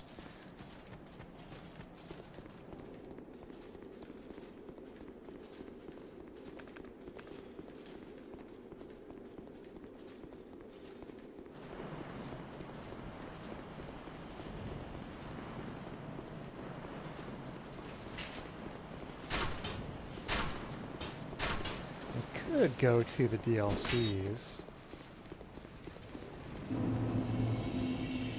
pretty soon, although they all require keys. You kind of have to go out of your way to grab. There we go. It's like, hey, you're gonna need these for this area. Here's 3 chunks on a slab. Return the slab.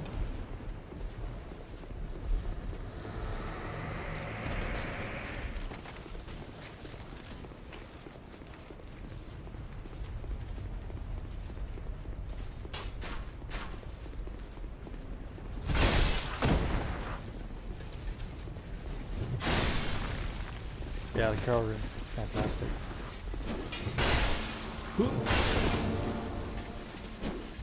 I'm already get a hankering to play Bloodborne again, even though I just played it a few months ago. Game is so good. It's also probably my least played Souls game. Just because I have to bust up PS4 and hook it up every time I want to play it.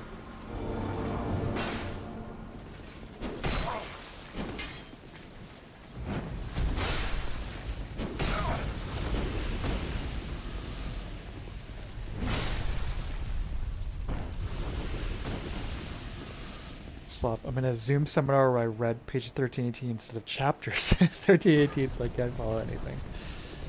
You're in a Zoom seminar right now?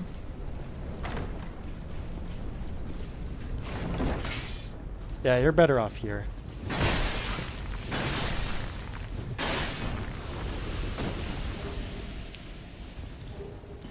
Yeah, forget about your classwork. Or your work or whatever it is.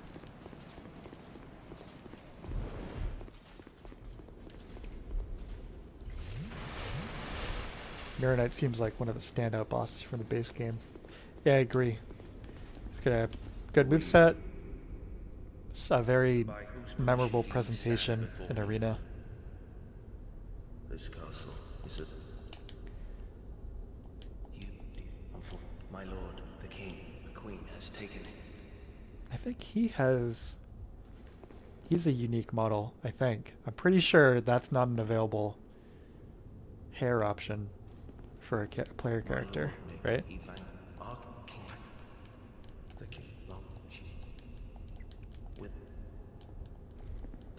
A dog. Yeah, Nashandra's Shard of Manus. I do like how that element, I prefer that kind of thing in a sequel, generally. Especially like this, where it's like happening centuries, millennia later from Dark Souls 1. It's like literal fragments of the past instead of, you know, the more fan servicey stuff. So you have like these fragments of Manus' soul. He's never seen, but it's like what's left of him and some of these old, like, very powerful souls from the past are manifested in some subtle ways throughout the ages. But Gone so soon. yes, sorry. So yeah, right now I'll have to mute streaming at a few minutes. Okay, well, no worries, buddy. You gotta do what you gotta do. Yeah, this is the most depressing throne room ever.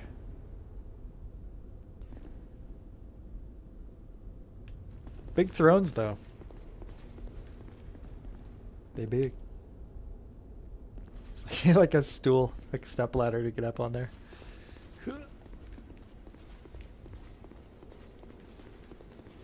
I think they probably could have at least thrown some these banners on these walls here. That probably would have helped a little bit. These banners right here. Just take those. And boom, boom. And this isn't really so much like an unfinished content thing, but it is kind of an interesting architectural decision here to have a giant hole in your ceiling. So every time it rains, it's just going to fall into your court. Yeah, Vendrick, he seems a pretty strange guy, though, so who knows?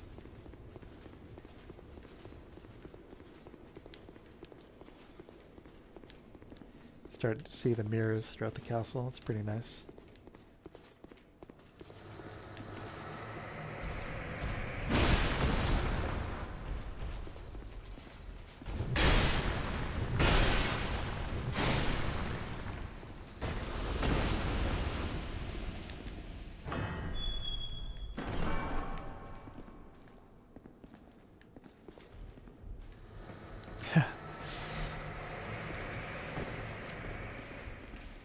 Architecture is convoluted.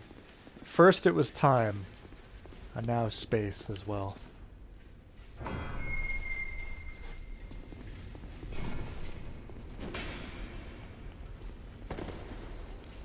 Come on.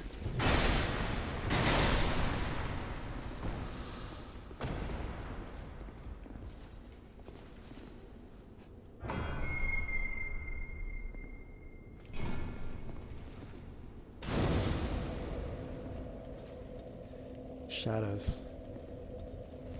Beautiful.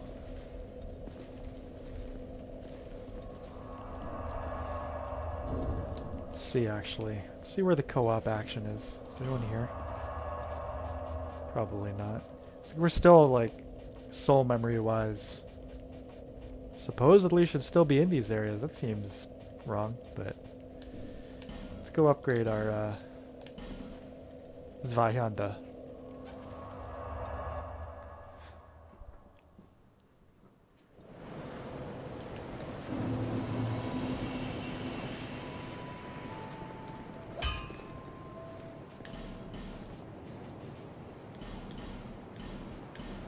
Need one more chunk. Who's got a chunk? You have chunks? You've been, well, Not yet. no interest. Just need one chunk.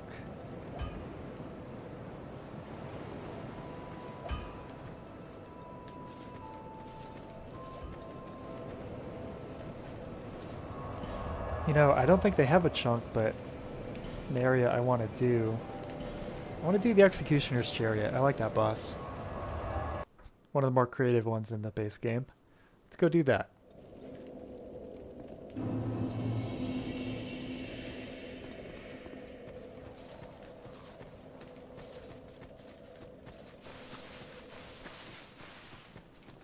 Yeah, I'll probably stick with this Viander.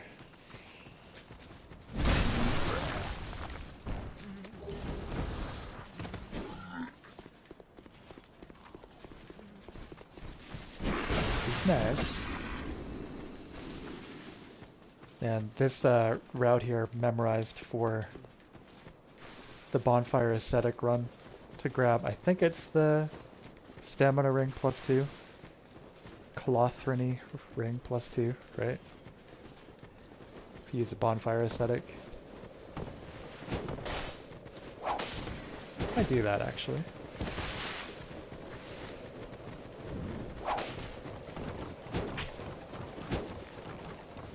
Watch your step.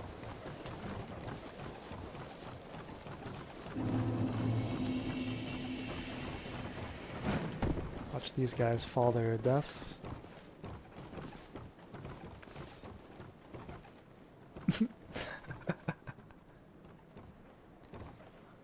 How do I bridge?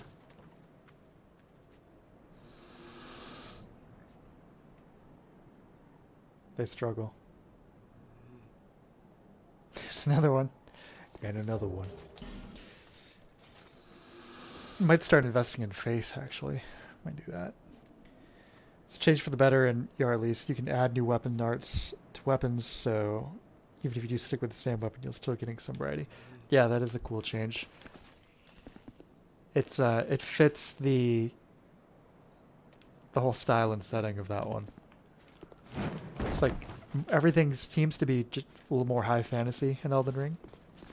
So the greater emphasis on general supernatural stuff, magic and everything, it fits, you know, it's game design that fits the themes.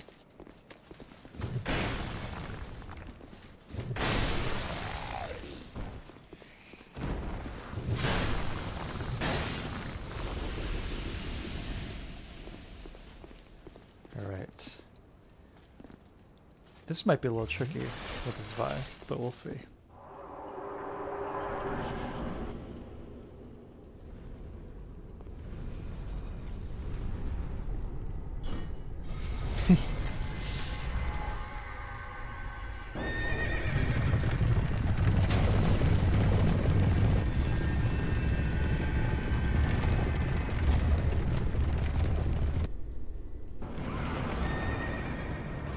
Yeah, this is a neat boss concept.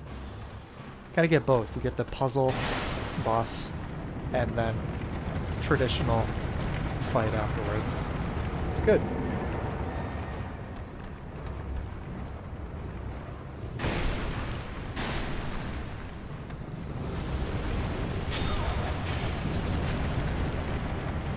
The fact that you can use the chariot to take out the skeletons is good.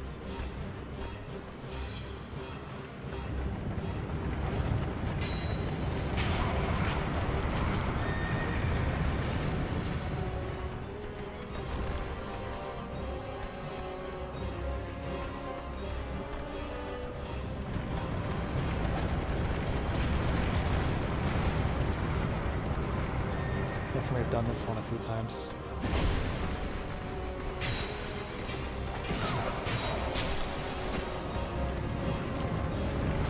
Oh!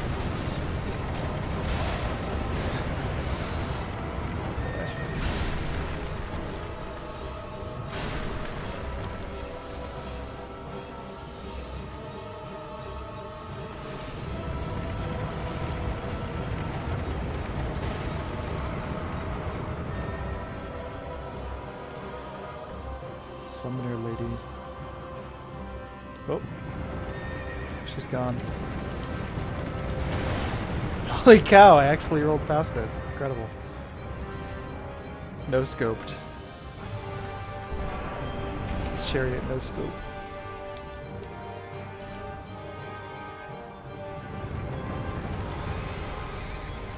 That looks pretty decent. Yeah, I like this boss.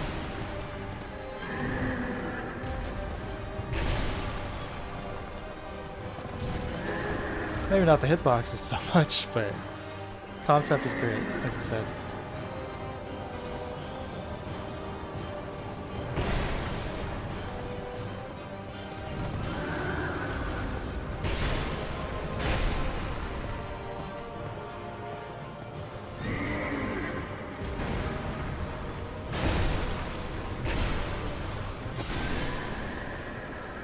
Hey Hugh.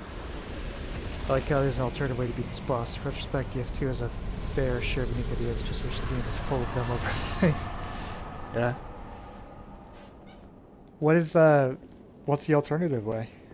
Can you just beat it if it, you know, snipe it while it's like running around basically? Is that the other way?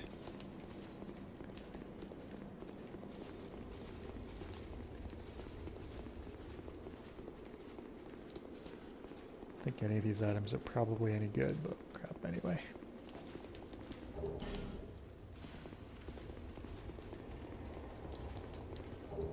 Yeah. Weak fading souls. I usually join the Brotherhood of Blood, but now with Wex Dust being built in, so we've got infinite cracked red eye orbs, I'm not sure if that's necessary anymore. I deal with this little weasel up here. A creeper.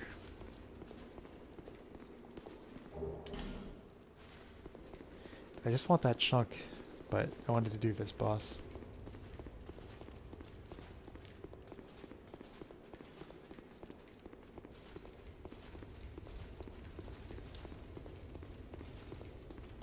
Oh, welcome. Do you have a lust He's for cute. blood? Nah, not Well, really. go back.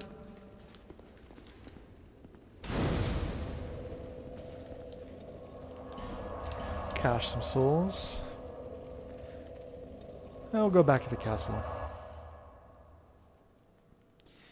There's a way to effectively one-shot it. Jump to its death when failing to jump over the pit. Sorry, I can't remember the exact way, but I've done it before. Oh, that's very interesting. I didn't know that. Neat. Bearer of I'll try that next time I play this. True confession, I've never had a clue what Covenants do in any of the games. Always just assume it's for online, which I never bother with. Well, yeah, most of them have online functionality, but are you not a fan of the PvP? Or doing co-op or whatnot?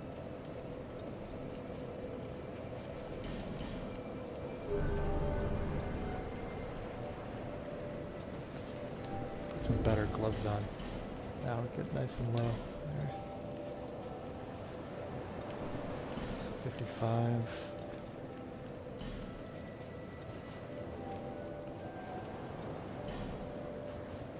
It's all about the fashion. It might be good. I like that. I think we got the leggings too, right? Oh yeah, that's rocking. Yeah. That's a good look. Damn, I'm looking good. Alright.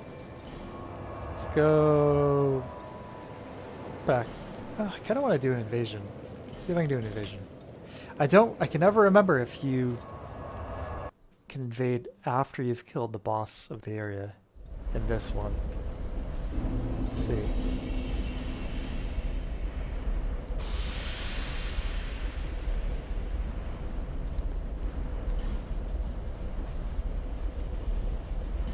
Nope. Yeah, what's up with that? So then I should be able to hear that, right?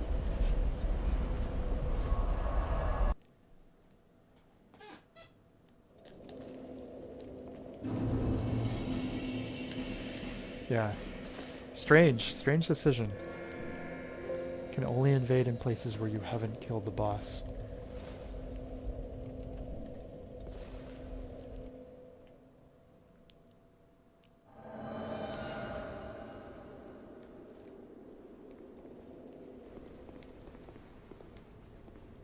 Oh, hi Orla.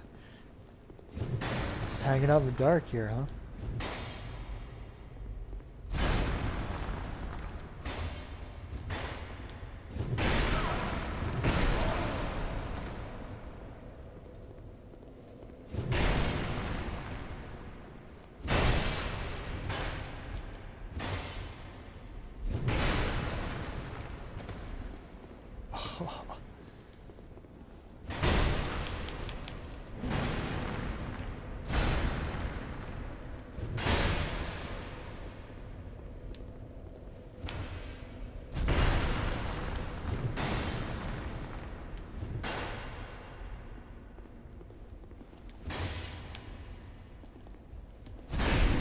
Later. Let's see. Well, a lot of comments. Covenants are one of those not really expanded aspects of the games I wish they had gone more into. DS1 practically did the most interesting, consequential stuff with them. Yeah, I would agree with that. There was the most consequences. Dark Souls 1. Like, you would really piss people off if you joined the wrong Covenants, or vice versa. Or if you quit the Covenants, they would get super mad at you. It's like, compared to Dark Souls 2 or 3, where you can kind of come and go as you please. In 1, it feels like a very serious commitment, which is pretty cool. It's a really nice way to flesh out the multiplayer stuff, for sure. Never saw the appeal, really. Prefer taking my game at my own pace with the hassle of being invaded. Some signs, blood pools area looks very messy. Well, it's nice that we have the option, huh? Magnus, didn't I invade this guy last time? Or was it earlier today? Either way, yeah. There he is. Hi, buddy. Oh, you shouldn't have gone in there.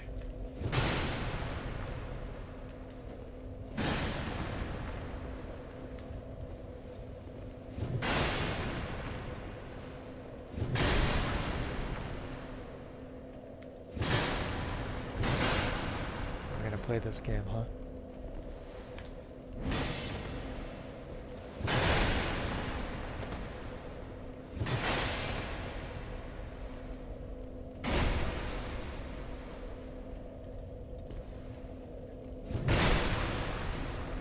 This is great. See, now this is where I feel you guys regarding the PvP stuff. You have like people doing shit like this. Like, is this amusing? Is this guy, are you having a good time, Magnus?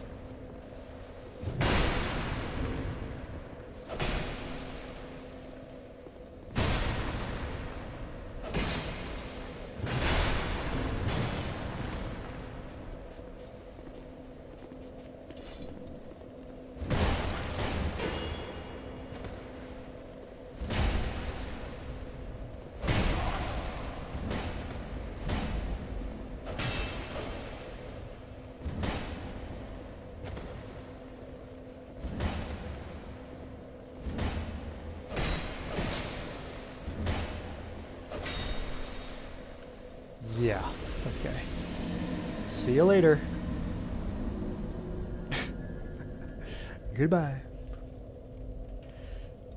Agree the troop said before, I will never forgive the faith nerf. All its PvP faults, like the idea of invasion is not the PvP focus, many erroneously point on souls. Yeah, I hear you guys for sure. Tony, beat Dark Lurker. I would love to, but I don't think I'm quite there yet. Besides, I don't have... see, you need to have, I gotta pump intelligence and faith and then go talk to what's his face, Gandalf, evil Gandalf. We'll get back on track with the game here. Let's see if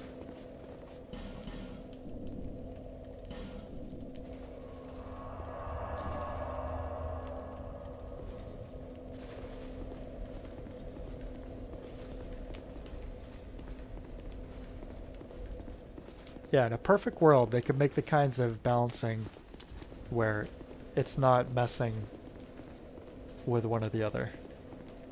You could have a balanced single-player experience and a balanced PvP experience.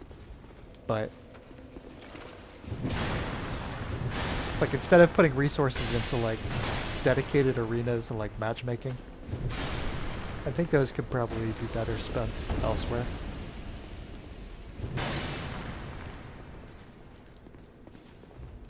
Start with the white, a little bit of phthalo blue, crimson red, crimson orange.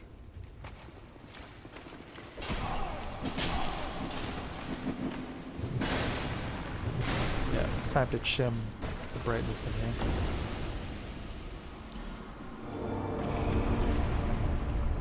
Boop. Troll to friend the Ruined Sentinel.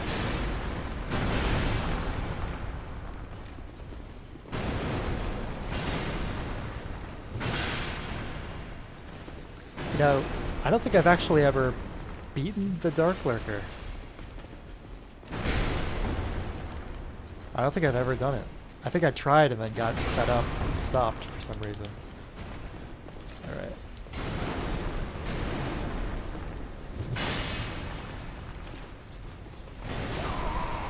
Oh, what's happening to me?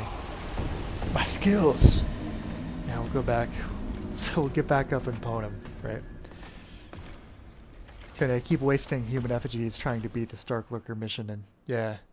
Yeah, because you gotta go through that entire gauntlet every time. Give him an effigy, runs through the level. Yeah, I remember. He kind of looks like, what's his face from Diablo 2? Tyrael? Yeah.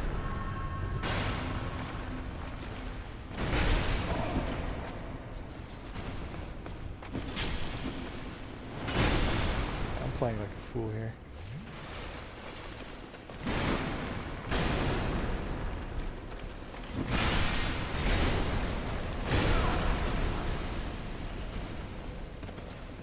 Can't see big.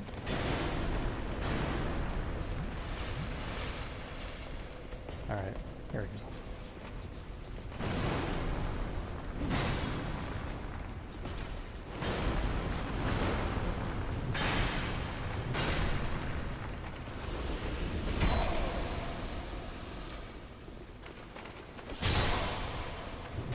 Somebody told me, I remember back in the day doing Dark Souls 1 PvP, and somebody told me if you two-hand, because I never did it in Demon Souls initially, if you two-hand your weapon so your shield goes on your back, then people can't backstab you.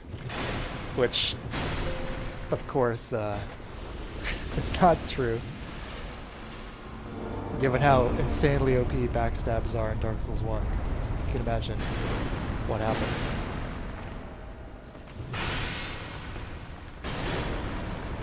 Oh, I got invaded.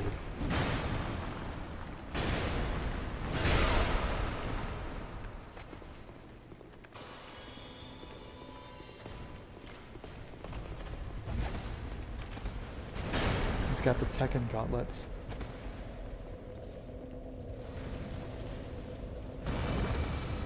Oh.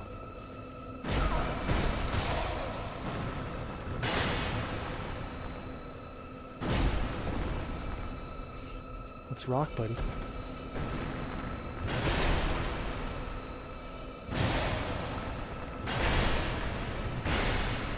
Dexter.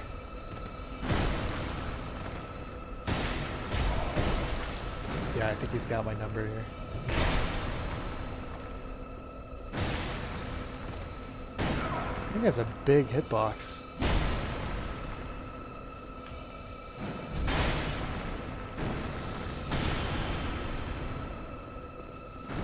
Boy genius. Oh god. Yes.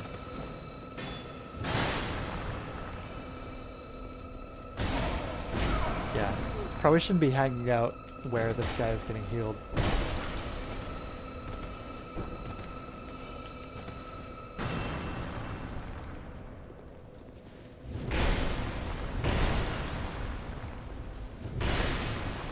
Big brain move.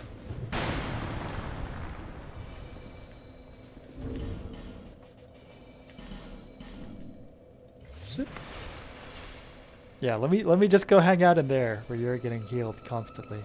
That seems like a great idea. No, I like when it's balanced right, of course. You know, bosses become regular enemies. I like the feeling of power. You know, it's like how much stronger you are in the game. That can convey when it's done right.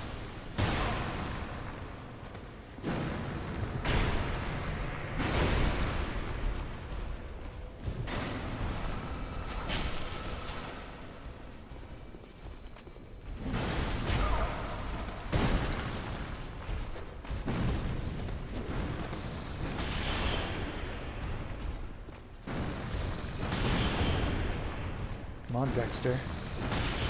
Let's go, bro.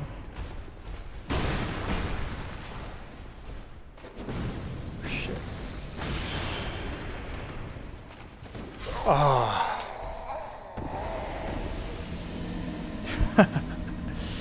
GG, buddy. Good fight. What are you doing up there? So there's a guy putting PvP to confuse having fun. Yeah, exactly. Yeah, it can be funny for like 5 minutes, becoming like ridiculously OP and invading noobs or whatever. But ultimately in the end, yeah, it's a lot more fun to actually have balanced fights. I don't know. Maybe that's just me. Love the jump attack on this Vi. The range is absurd. Yeah, it is. The tracking on it. I love it. Beautiful. Let's grab that Faram helm, shall we? Oh, I forgot about these guys aggroing. That next room.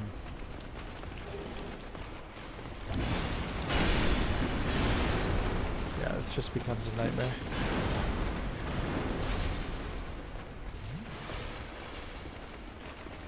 Somebody put their sign down and summon you. Are you watching?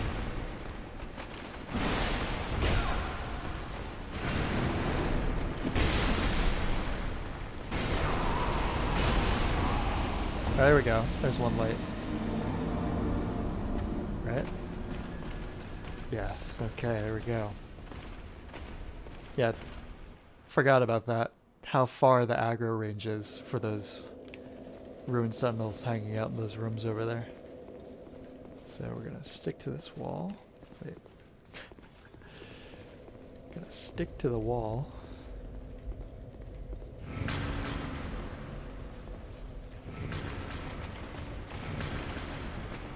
He's still aggroed. Okay. Great.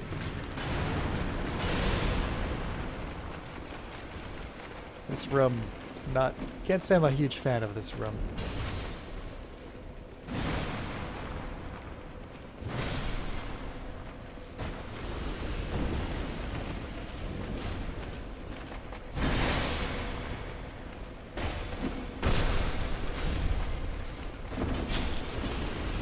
It's weird. I was wondering, it's like, am I backstabbing him? But no, I guess I guard broke him and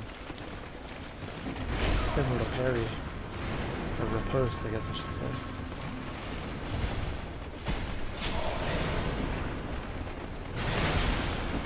So people complain about Dark Souls 2 having these rooms where just like throwing an insane amount of enemies at you. I think that's probably one of the examples, unfortunately.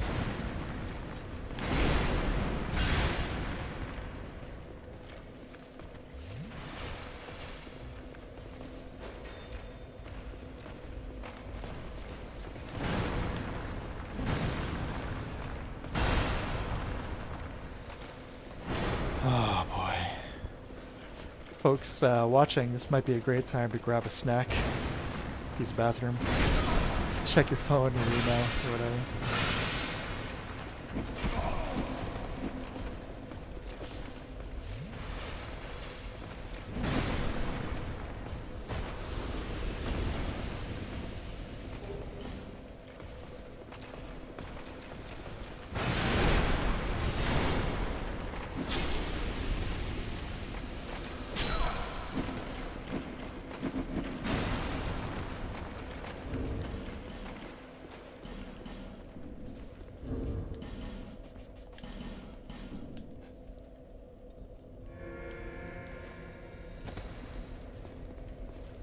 Last man try. Great. Good. Nice. Post it in the Discord.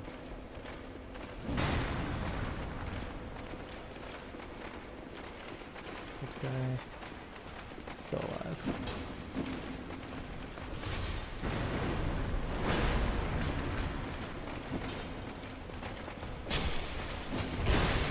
Oh my god.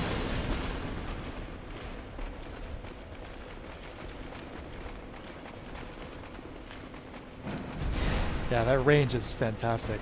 It's a huge jump.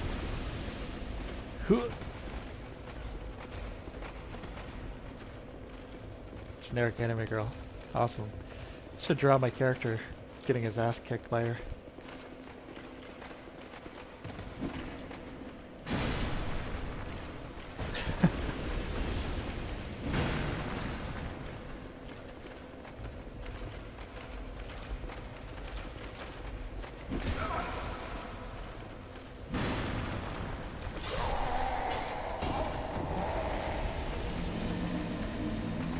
All right then.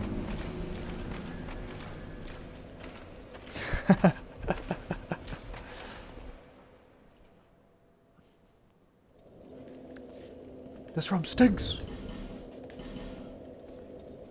Throws giant dad in your guys' ass. Sounds good to me. All right, we need a strategy for this room here. One at a time. It's a strat.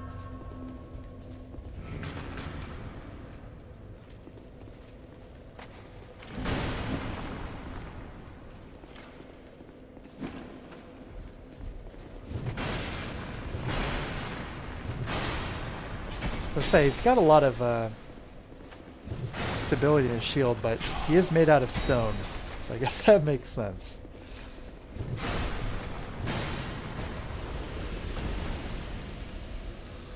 Sick.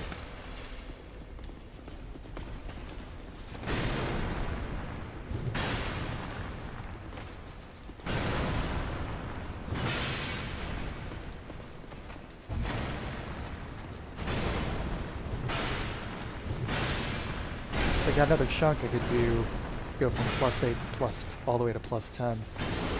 So that would be nice too. Some power. Also, I'm gonna throw on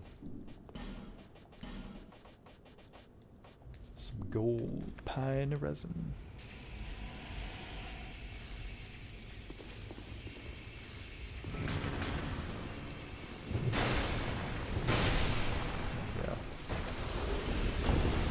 Shield.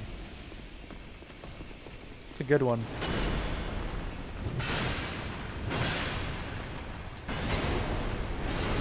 Of course, nothing compares to the Peter shield, Dark Souls 1. Now that's a shield.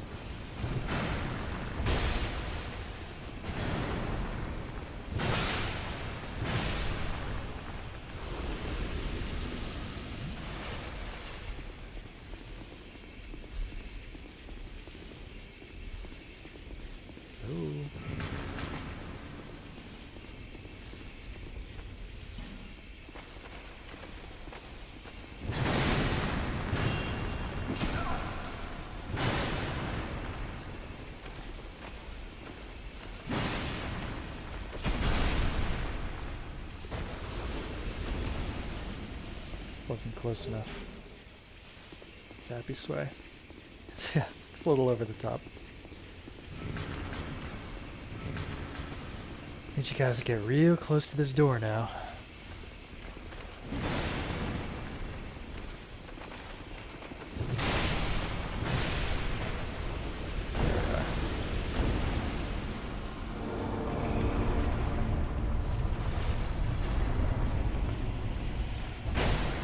It's like directly through his head. Ouch.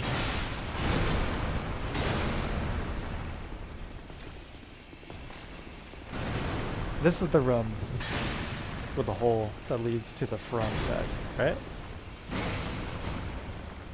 That was a mistake. Whew.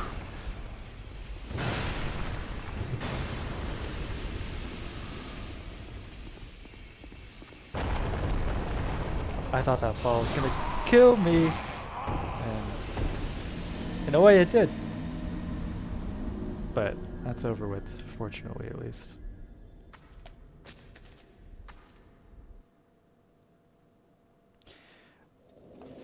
I wonder if the alluring skulls will work on those guys.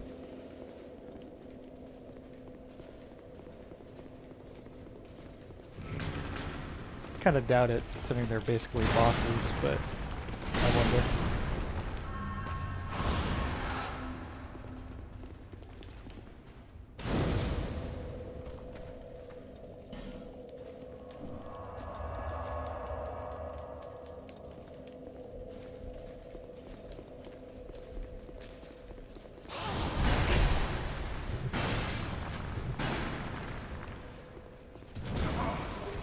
strange, kind of strange. You don't get this set until this point of the game, and here of all places, you know. But I guess in Dark Souls 3 you don't get it until you literally beat the game, so who knows. There we are. Complete the look.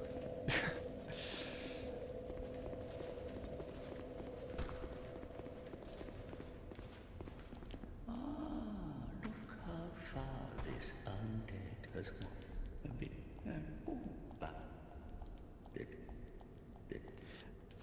Now, am I mixing things up? Do you actually need to increase your faith and intelligence to go fight Dark Lurker?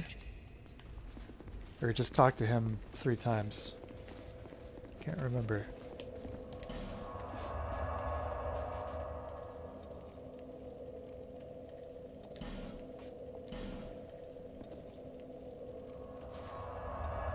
Either way, back to this room.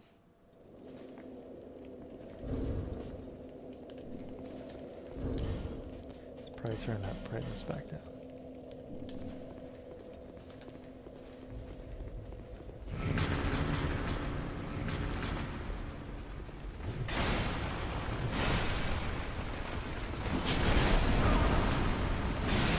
Just need to open the doors.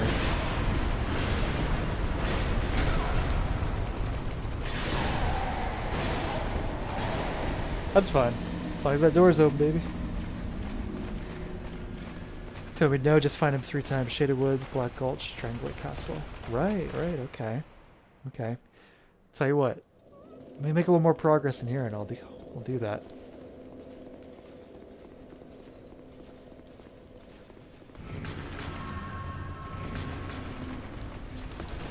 Wrong door. This is the door. I'm about to get blown. Yeah, that's fine. Alright, strat. Run into the right, kill the statue guy immediately, get the door open, rush, rush, rush. Yeah, Mouse, I agree with bonfires. They definitely felt the best placements in the first game, for sure.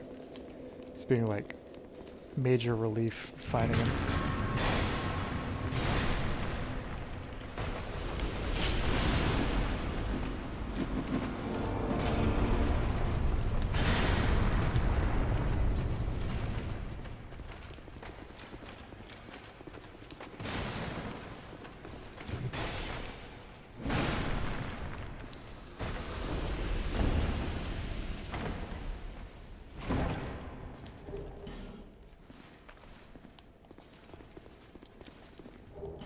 Frozen flower. Key to get into Ivory King DLC.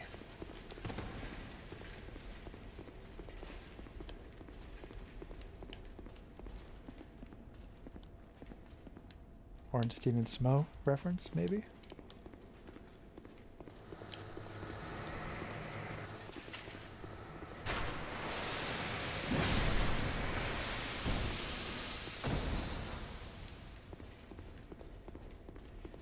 This is where the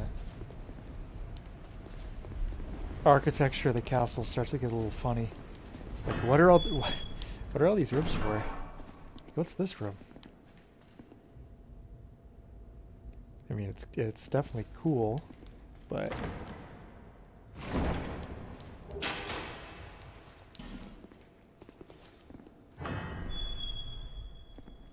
Skank room, challenging and fun gameplay. That's probably the worst one right there, though. Worst example. But we're past it.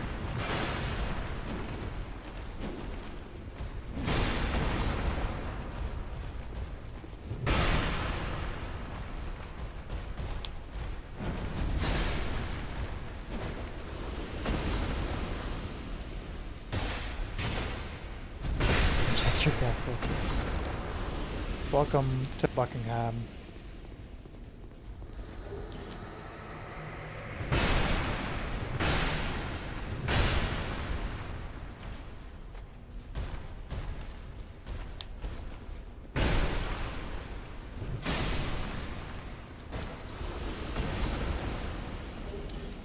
There's the lady.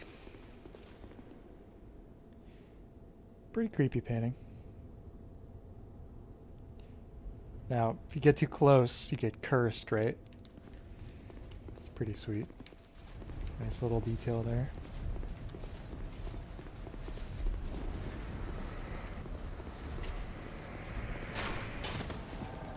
Nameless usurper.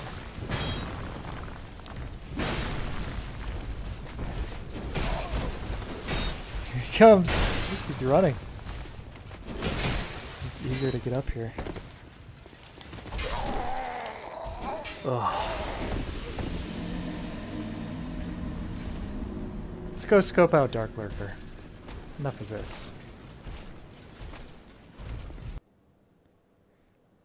I was just sitting on the floor. They couldn't be bothered hanging up. The Queen's portrait? Yeah, just put it over there. Get the Black Gulch one out of the way.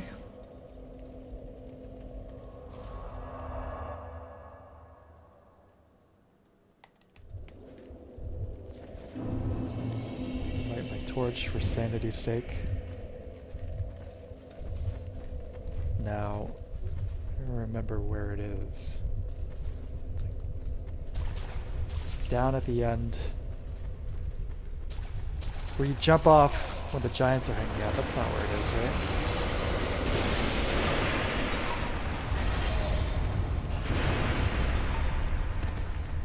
Somewhere. Right.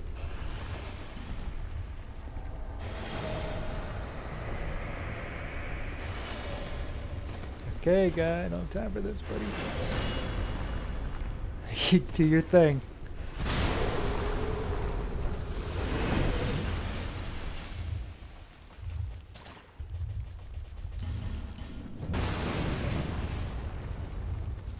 Vanquished.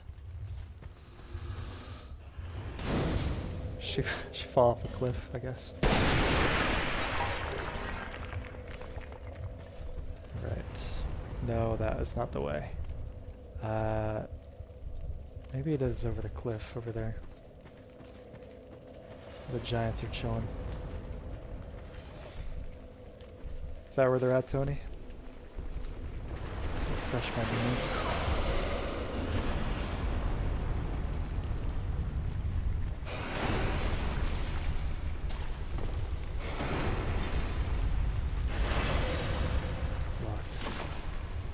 Whoops.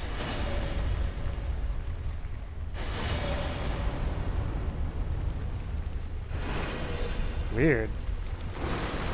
These things could jump off.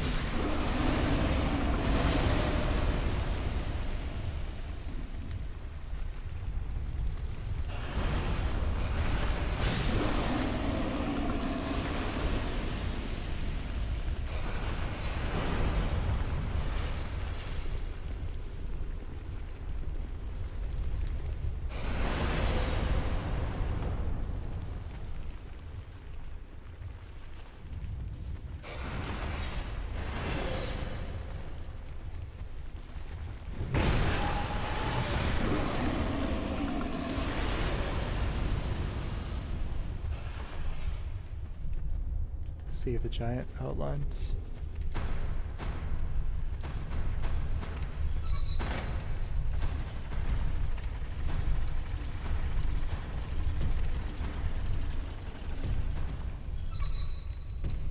No.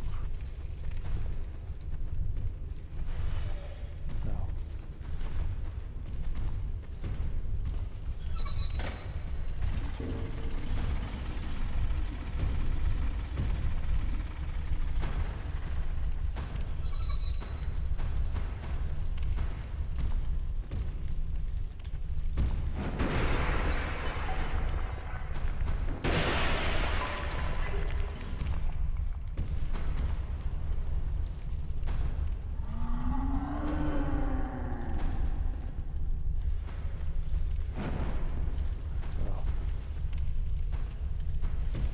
Pose is how you fall asleep, coffin style, huh?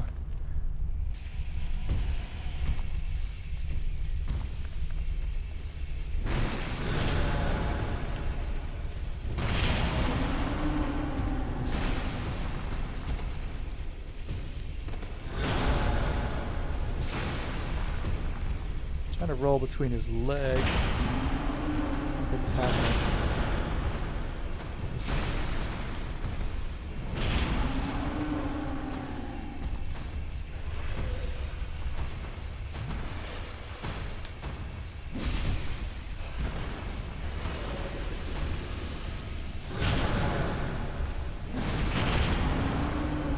Huh.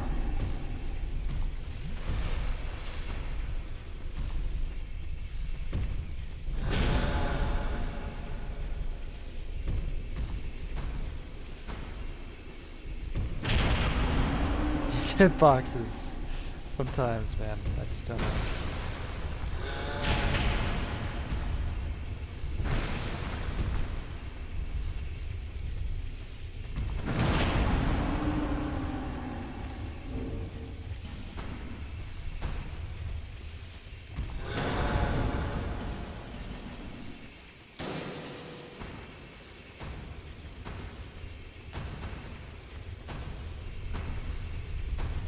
Come on, Mr. Giant.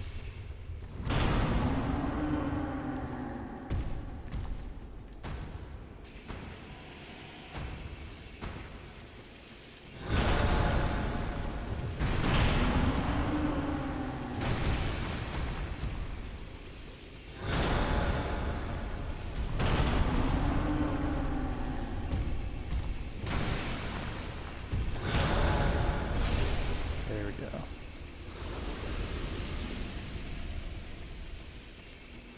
Okay.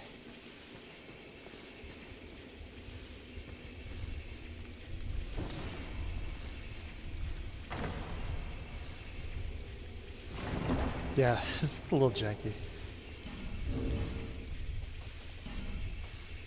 Poise. Sure.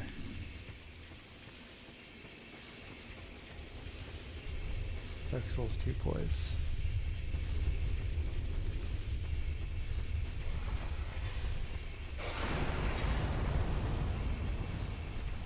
Came in.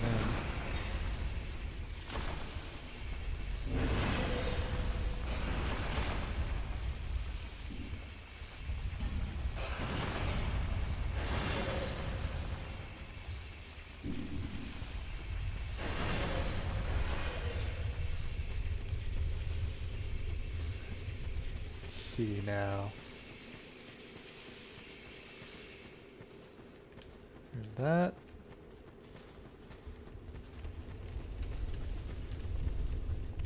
This. Let's try that door again. If I remember correctly, it's in the, there's like the hole in Majula goes to one of those doors, I think. But double check. Actually, why don't I just do this? Homeward bone. Homeward bone on out of here.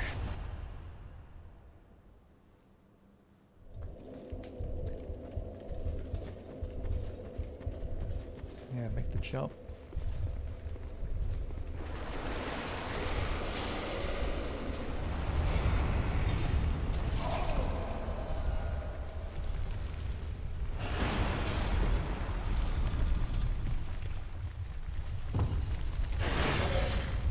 There he is. Young undead, don't let this weigh upon you. We meet a second time. Yet traverse the dark. Young undead, if you seek the dark, then we will surely meet again. Somebody just died up there. May we Last time is in, yeah, Shaded Woods. Why can't I use this? What the heck?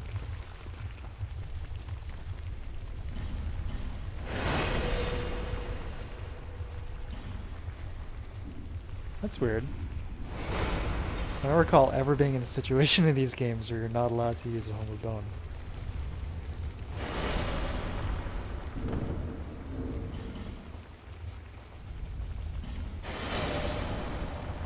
Strange.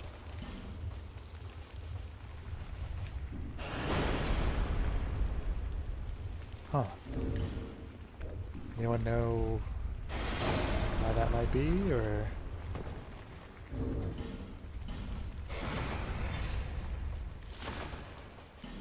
Tell you what, I'll just do this. How about that?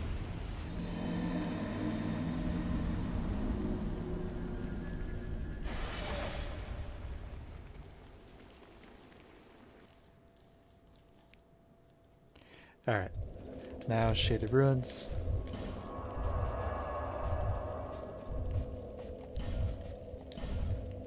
Found it last time. Oh, you know what? You're right. I got invaded by the NPC, Woodchild Victor. That's what it was.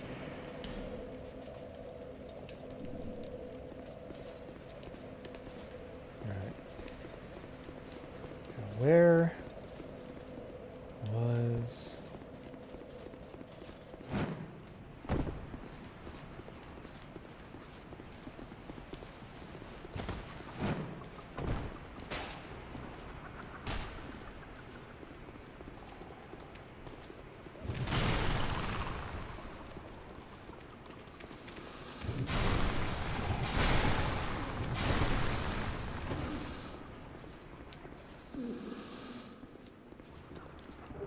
Twinkling.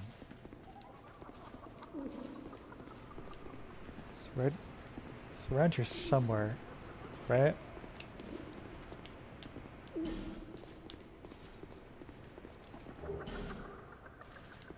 Or no, I think it's, yeah, like around the line, boys.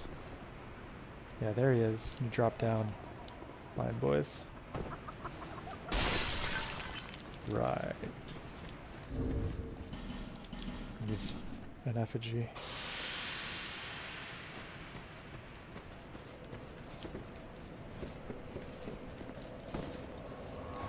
I was thinking it's funny because like playing about fast travel, lack of interconnected world, and post Dark Souls game, but I really struggle to enjoy Dark Souls. What? It's like some of the post Lord Vessel areas in Dark Souls are a little weak, and probably mostly because they're kind of unfinished. But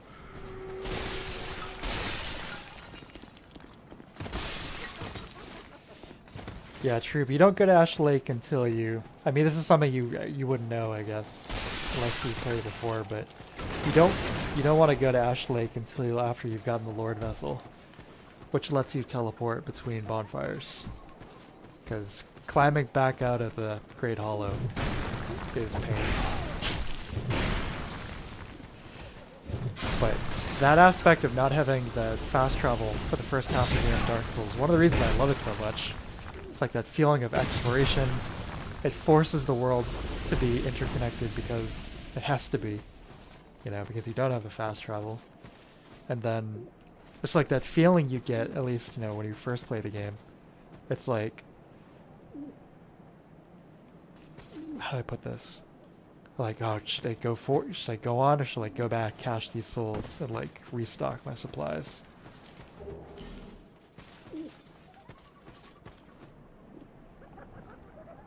Where's that drop?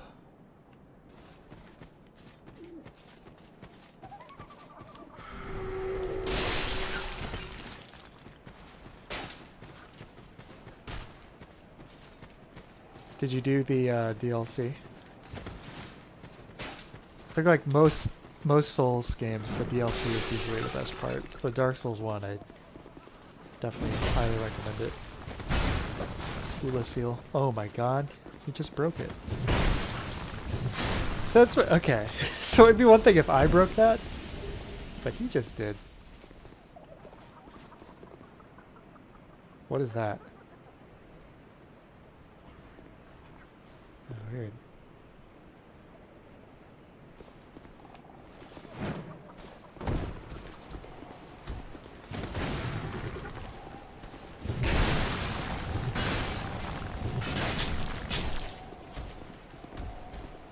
Well, if you ever do, yeah, if you ever do retouch it, definitely play it to DLC because it is fantastical. I'd say my favorite parts of Dark Souls 1 are basically the entire, everything up to Ornstein and Smough. And then the painted world is really great. What? Painted world in Dark Souls 1 is really good. I like it more than the Painted World DLC in Dark Souls 3. This first half was like a super engaging, perfect rising action, then it slowed down a bit too much afterwards. So, yeah, the all 3 Dark Souls games have seams where they got rushed or didn't have time to finish stuff. And some of the areas, especially Lost Izalith in Dark Souls 1, are where those seams show, unfortunately.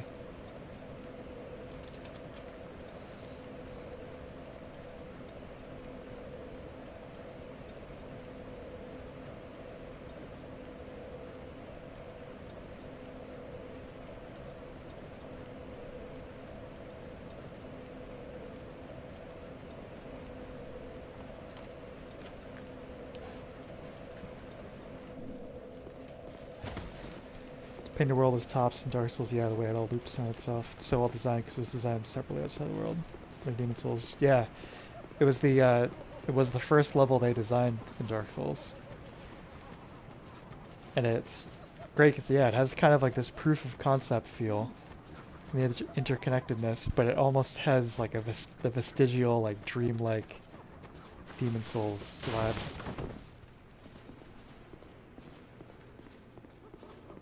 We meet again.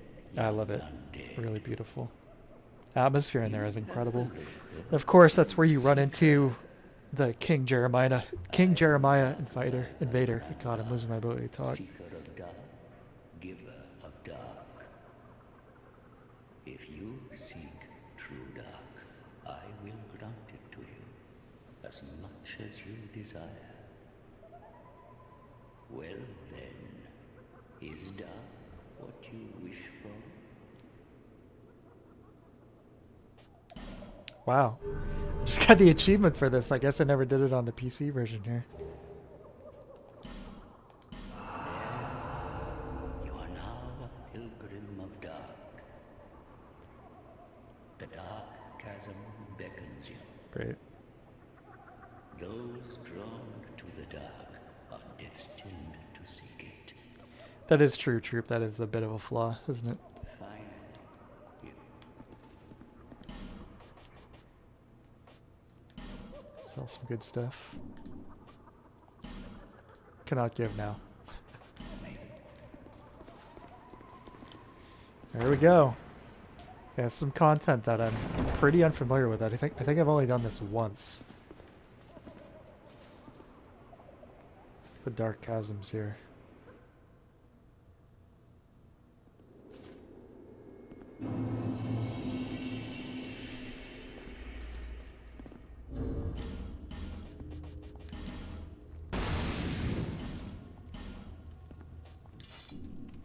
There's some nice ambient audio going on.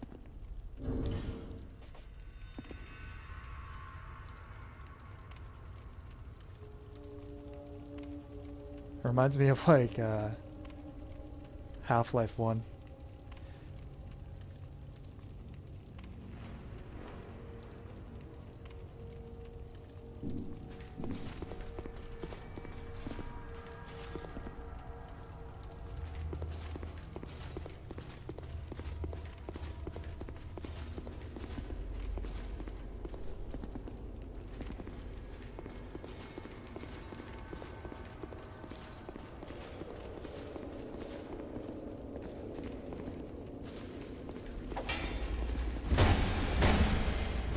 A lot of HP.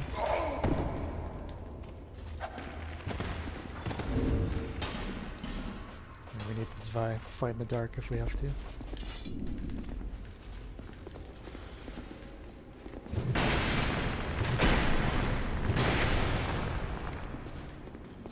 That's one of these characters is Ferris from Dark Souls 1. The bow.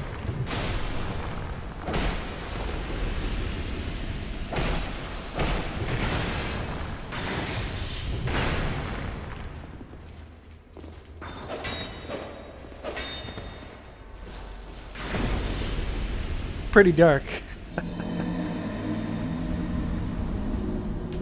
Pretty dark. Go back in, turn the brightness up a little. Shim it.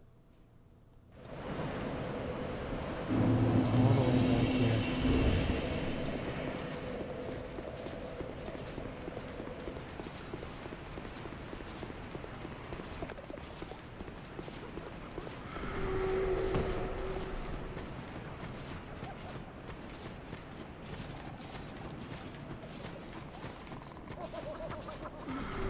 We were talking about the greatsword a little bit last time, how it's kind of ridiculous looking in this one. It's like this Vi, it's like the perfect size. It's like the absolute maximum size a sword could realistically be handled. At least amongst the ones you can see in these games.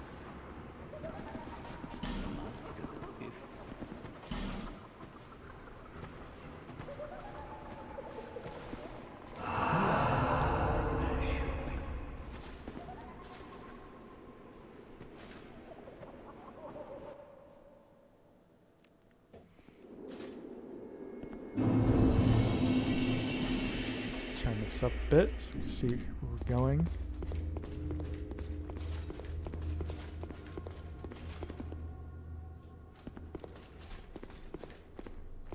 You know, I do have a bunch of twinkling titanite now too. Could upgrade the blacksmith hammer a bunch. So we could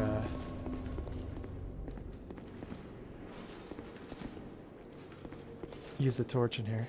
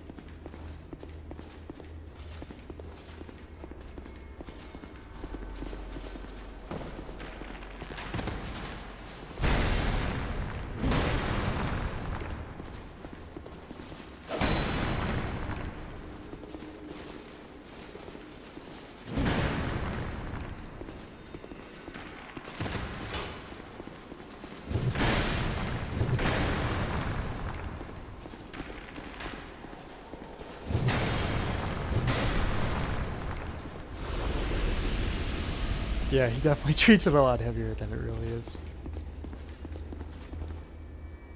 Try torch, by the way, might work. It's like the Lord vessel right here. Kiln.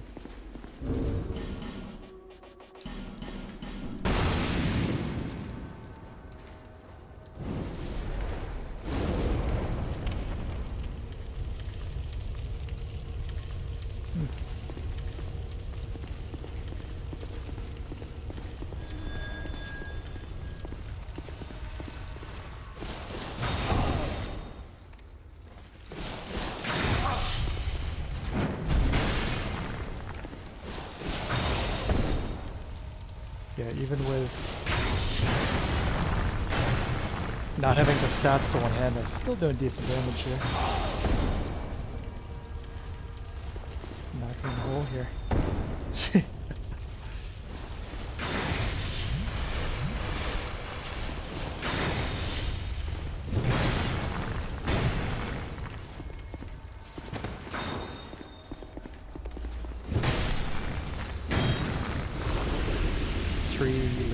Ghost.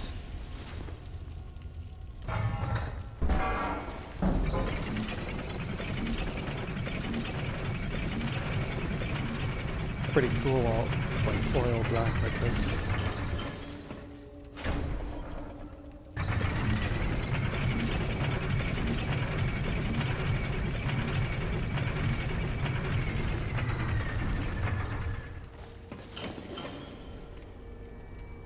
Try ranged battle.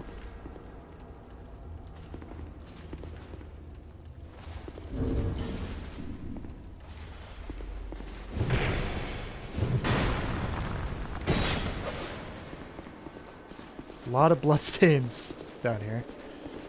Holy cow.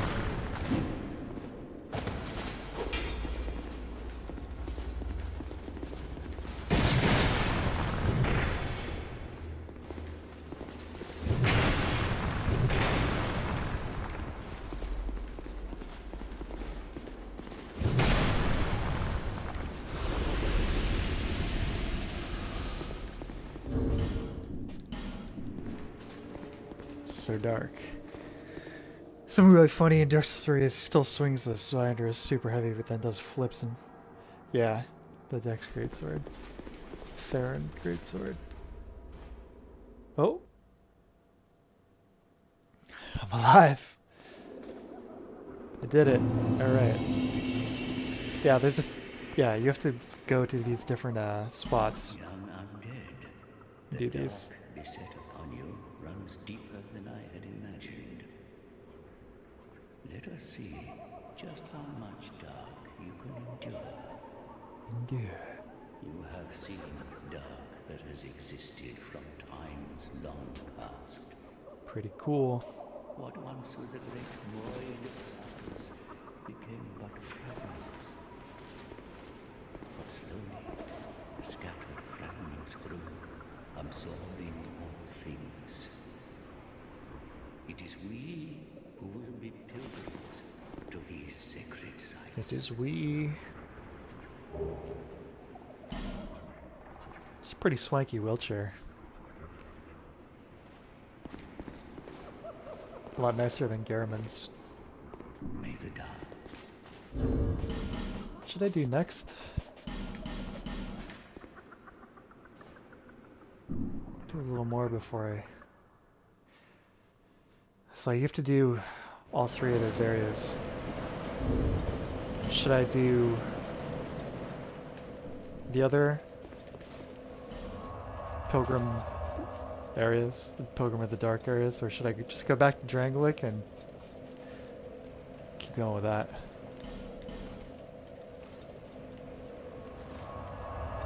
Either way, I'm going to upgrade my hammer here.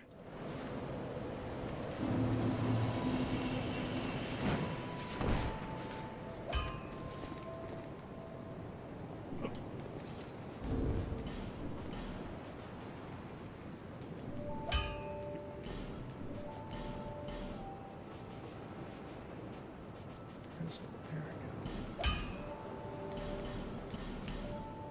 go. Go back to Drangleic. You got it, buddy.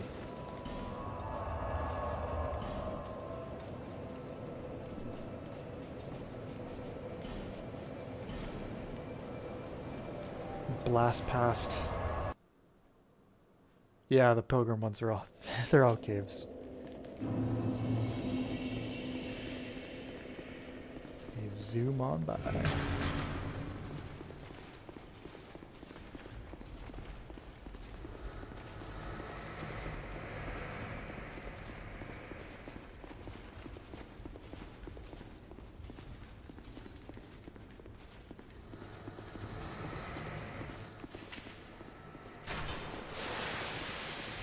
It's an interesting statue there. You don't really get a good look at one of those.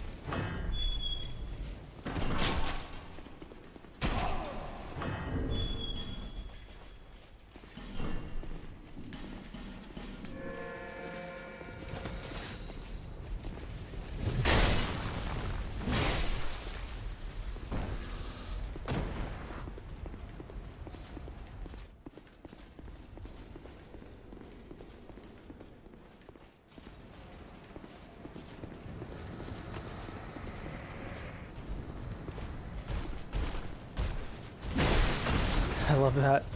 Just knocking him over. Very satisfying.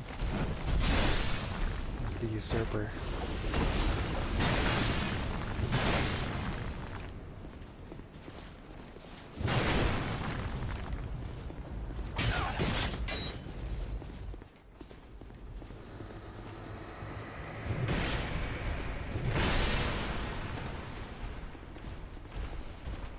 Yeah, the ultra weapons in here, you can tilt them even when you're locked on. And I think they made that configurable in 3, whether or not you wanted to. But I think that definitely led to some confusion. And it definitely did for me when I was first playing this. Why I would start swinging in these different directions.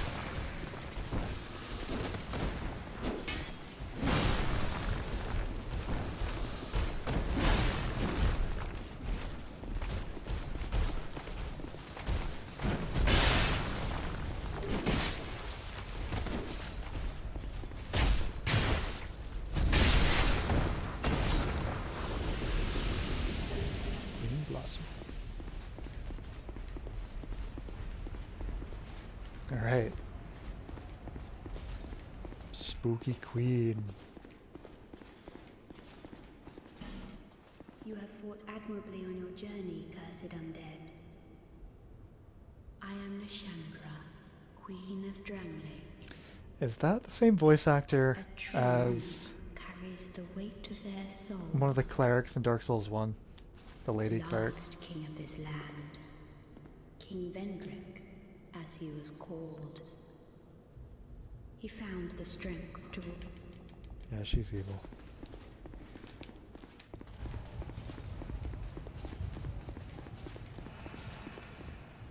Pilgrim Belclair. What horrors lie on the other side of this fog gate? Fighting her way up Drangleic Castle. Not one, but 2 dragon riders.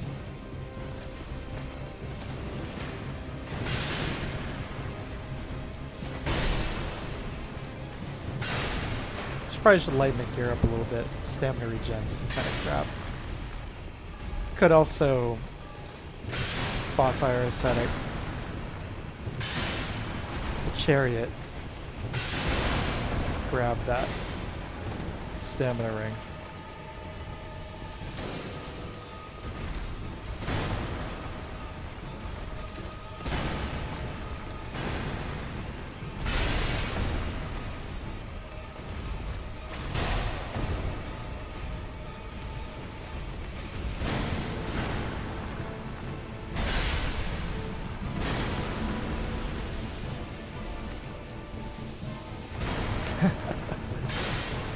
That might be my single favorite Simpsons joke.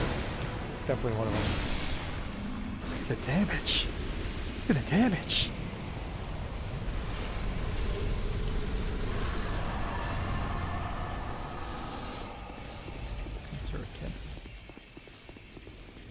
This is like the Smog room.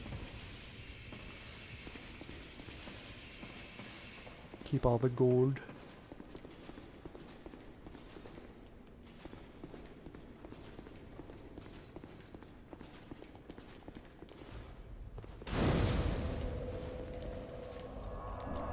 Yeah, get wrecked.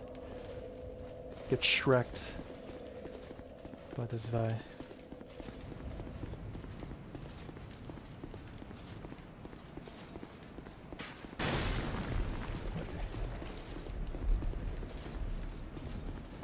Homer Goes to Clown College is top 10 episode, probably, for me.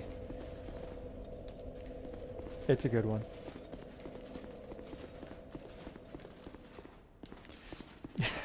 He's like sitting at the kitchen table. He's like, all he can think about is clown school. He starts like visualizing that. Marge, Bart, and Lisa. Homer, what do you want for breakfast? Doot doot doodle doodle doot.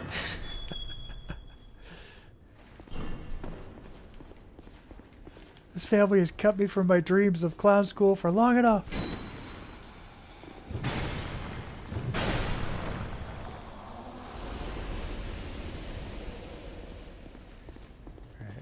wakey. Which one of you is it?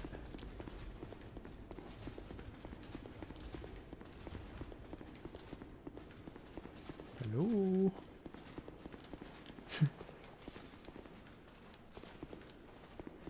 One, two, three.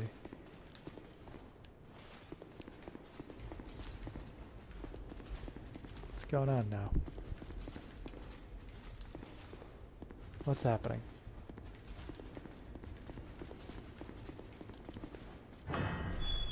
Oh yeah, you gotta lure one in. Right.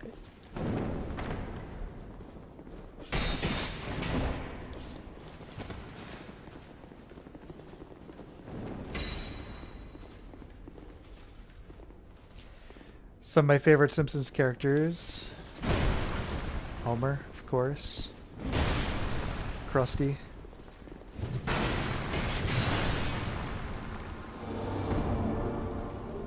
Barch. Mr. Burns, definitely an MVP, all-timer.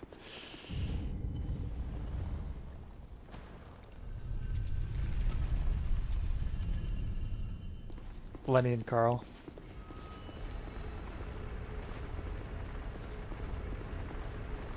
There aren't many bad ones. At least in the Golden Age.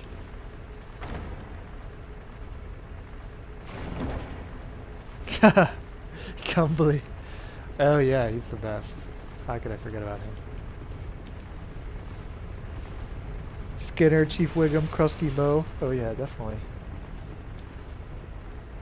I will say, I don't exactly get the, I don't understand the whole, like, steamed hams thing. Like, yeah, it was like a kind of funny sketch, but why did it become this insane, like, meme?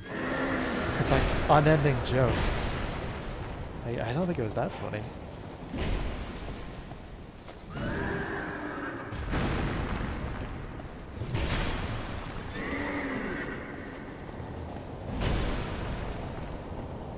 Comic book guy? Yeah. Yeah, he's kind of weak.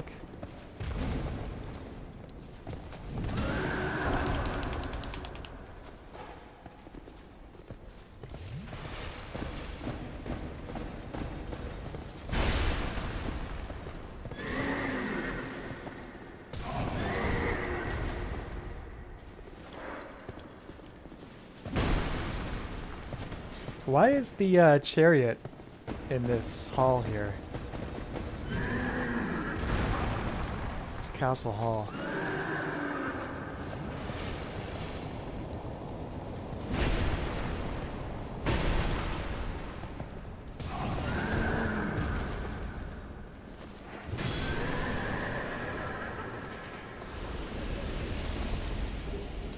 Galler's Ring of Protection. What's that do again? Reduces damage taken from behind. Right.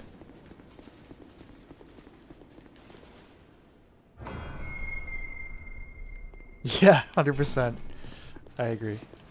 That one doesn't make any sense.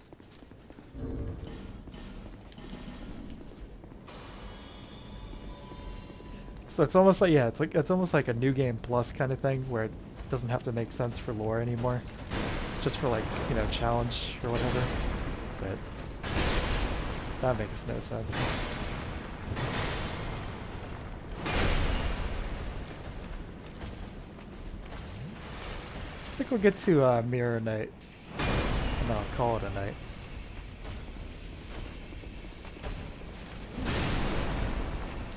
Be a nice boss to end on.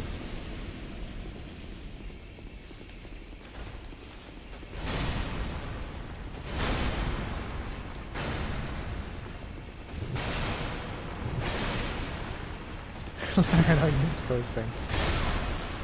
Yeah. Oh.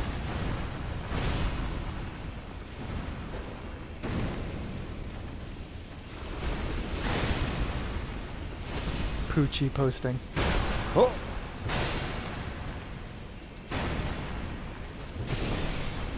Close one.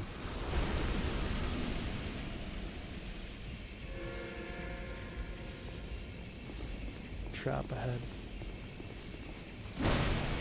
Back up.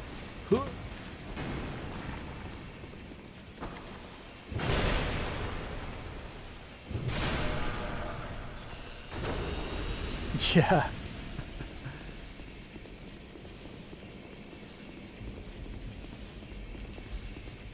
You're accurate to call me a night. A night. We call it a night.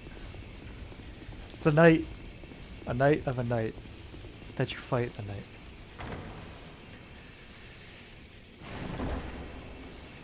You know, my favorite wig of mine is probably, it's from that softball episode. Yeah, it's like the first game they're playing. Homer's there, Wiggum's there.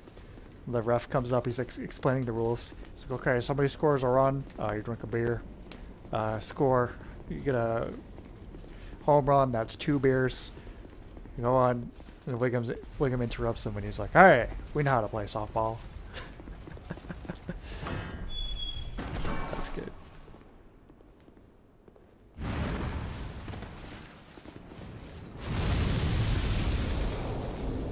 These ladies are probably gonna kill me.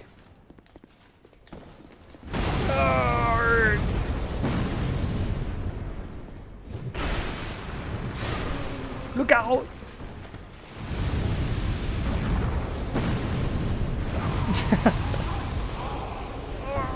Well, that's fine. That's fine. Because I think you gotta believe you can win. If you don't believe you can win, you're not gonna win.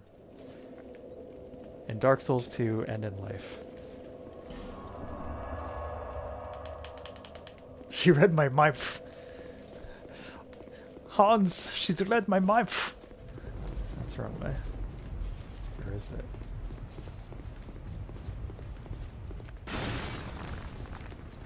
Yes.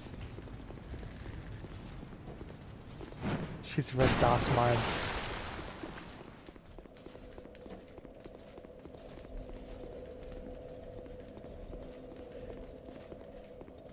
What you gonna do when they come?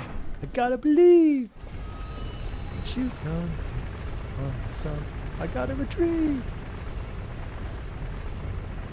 Good stuff. I gotta play. What's that one? Jam or Lammy? Yeah. When things settle down around here, and I'm not, you know, I can live a little bit more comfortably. Not worrying about getting COVID in my immediate household, and do more of like a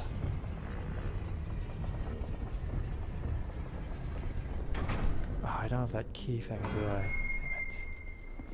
Damn it. Open the door.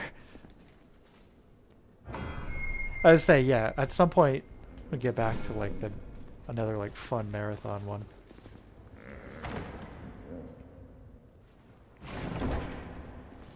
Not that this isn't fun.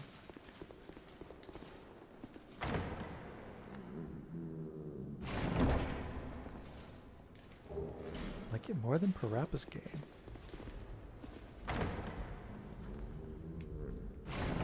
Yeah, I gotta try it. This poor guy. Sound.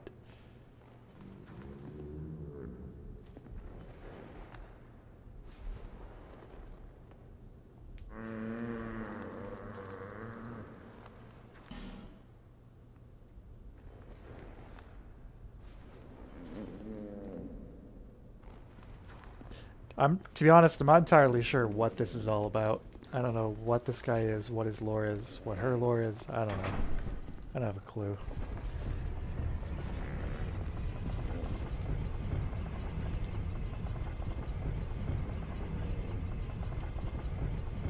Silent Hill.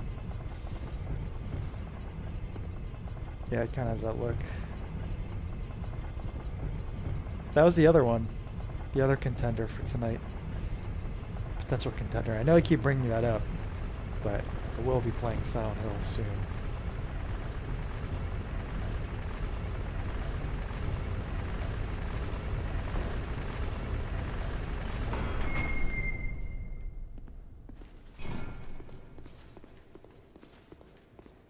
He asked the fire ladies to do it. Oh.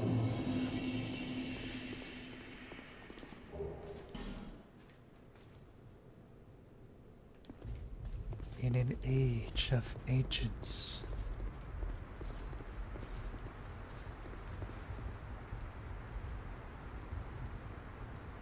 I remember this corridor being a lot darker. Oh god. Fuck blue horses.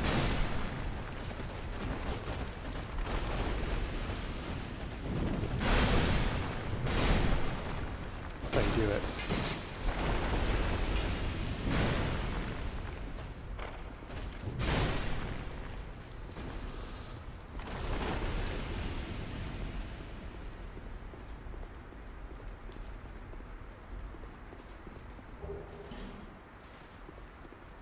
Yes, indeed.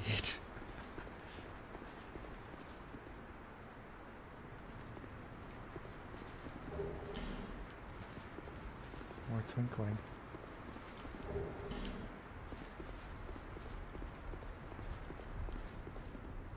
Alright, here we go, Mirror Knight.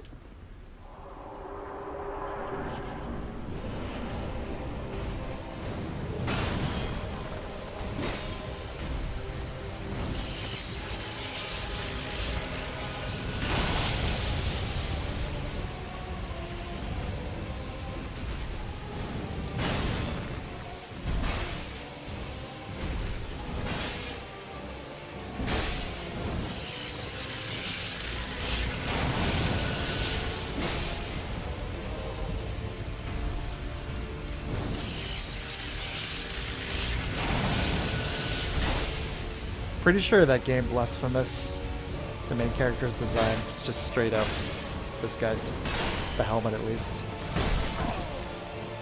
It is a pretty sweet design.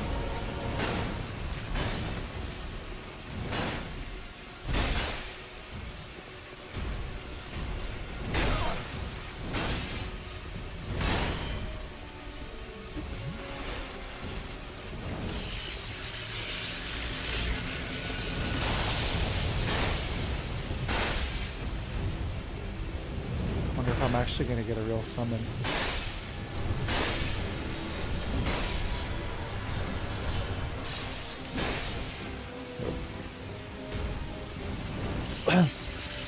Oh god, I think a bug just flew in my mouth. Oh god. Extra challenge. Sorry. For real, a bug just flew in my throat.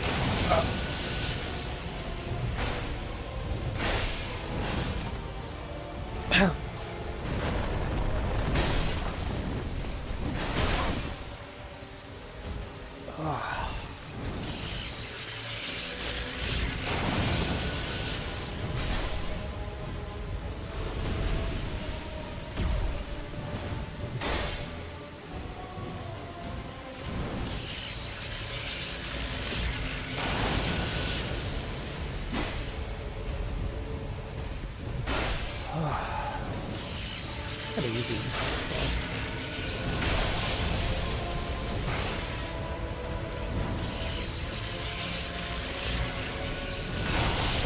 I said, of course I had to say that. He, predicted shot me there. Ugh. Now I've got a bunch of plants in this room here, and, it's like little bugs have been chilling in one of the pots, and I think I just ate one of them.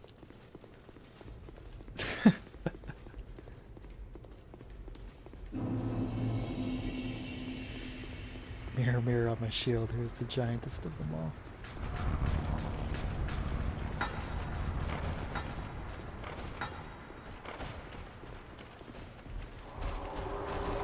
Alright.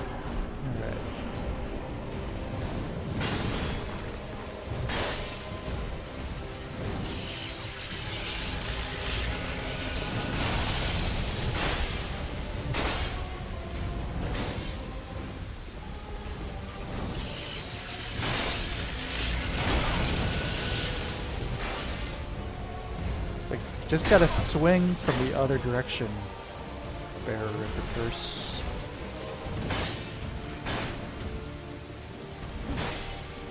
Maybe he'll stop hitting his shield.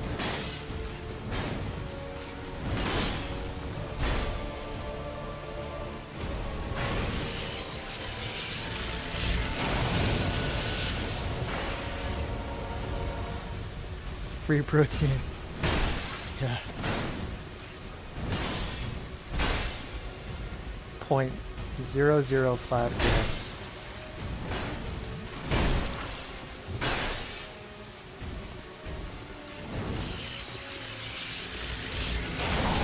What the hell? I don't think I've ever died to this guy. Not 2 in a row. Alright, last one. Stop thinking about the bugs. Start thinking about the fight.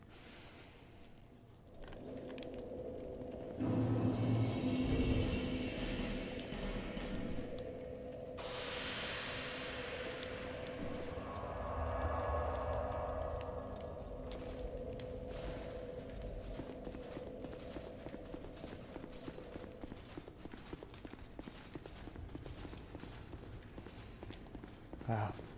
Haven't been streaming for a while. I didn't think I was going to go for even 2 hours tonight. Or 3. Okay, I'll take the mirror night out. Then I'll get I eat some actual dinner.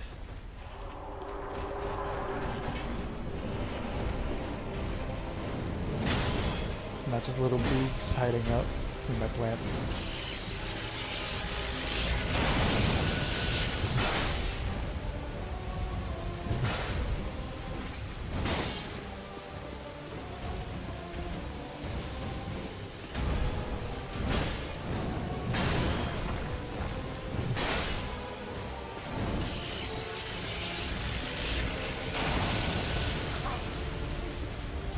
Yeah, really just want to stick to them.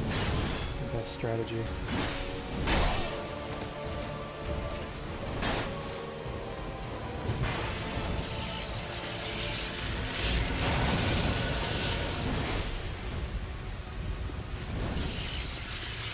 Turn with him.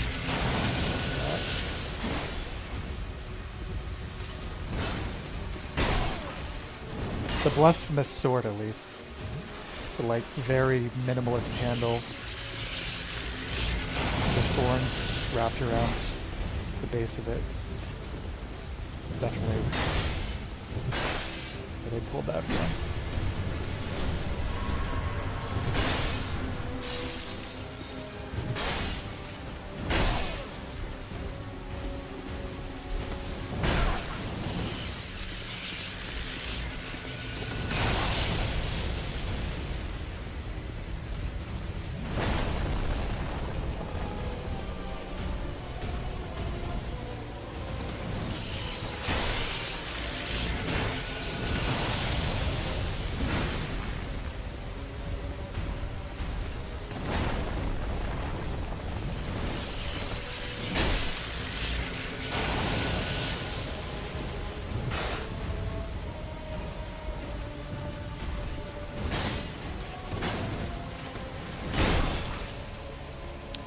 Interesting hitbox there.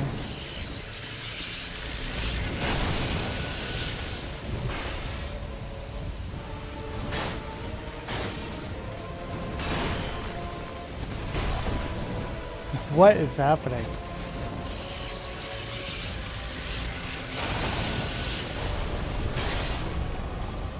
See, just a little Bloodborne dash there. Summon guy.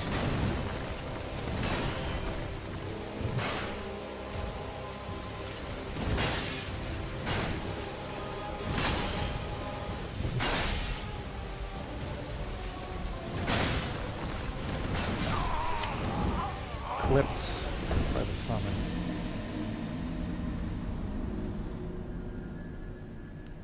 It's like I've never had any trouble with this guy. Of course, I'm trying to get to dinner. Like, he's gonna be a real pain in the ass. Yeah, it's... If I could just swing from the left instead of the right.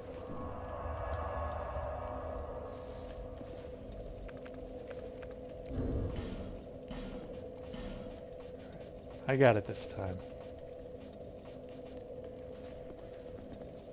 Get back up and pwn in, right?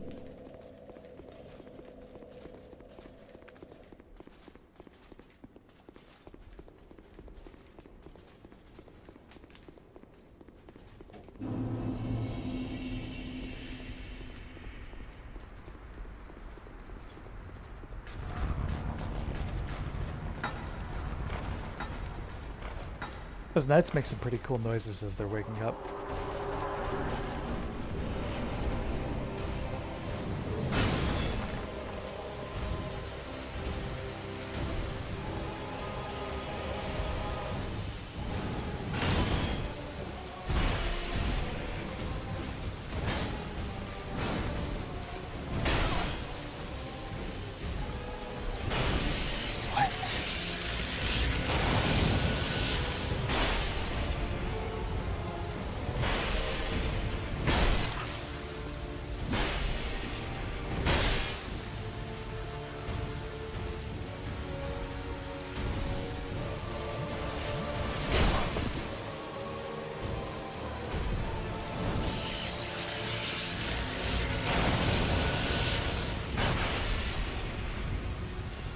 There's 4 weapons to use with this fight.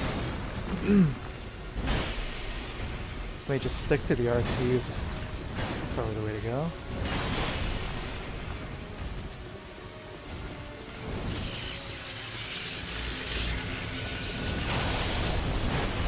Yeah, that's the way to do it.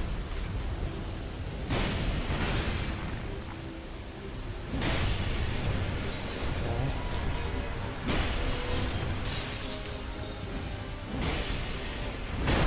Hug their attacking arm. That's right.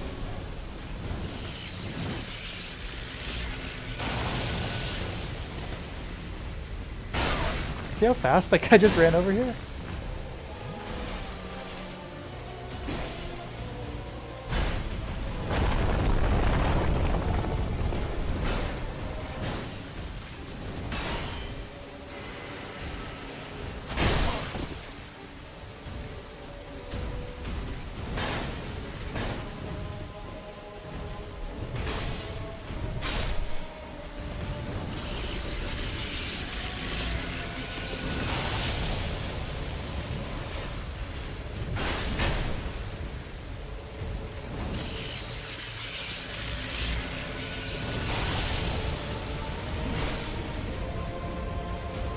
Slightly weaker to dark than magic, I guess.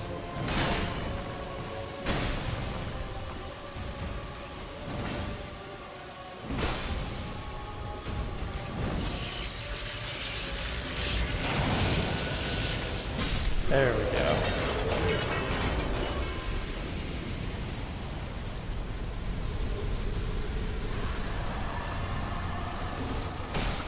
What? No! My moment of glory.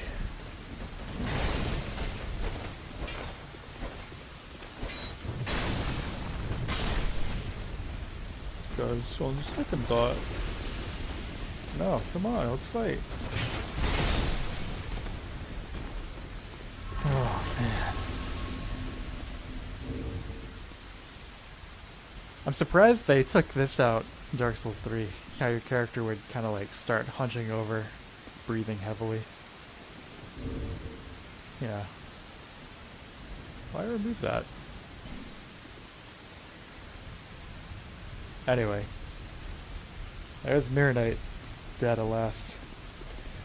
I gotta go now. Bye. Good night. It's a really funny stream. Good. I'm glad. I'm gonna go too, guys. This is fun. See what we do next time on Sunday. We'll see what happens. I have no idea what I'm gonna play yet, but something good, as always. But thank you guys very much for hanging out, chilling, chatting.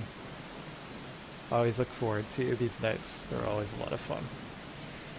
I hope everyone has a great next few days, a great start to your weekend, and I will see everybody on Sunday. And if you haven't already, come join the Discord, because chat, we chill, we joke around, and Friday nights stream movies. And I think this Friday I'm going to be streaming Suspiria, however you pronounce it, Dario Argento film. Anyway, guys, thank you very much. Take care. Adios.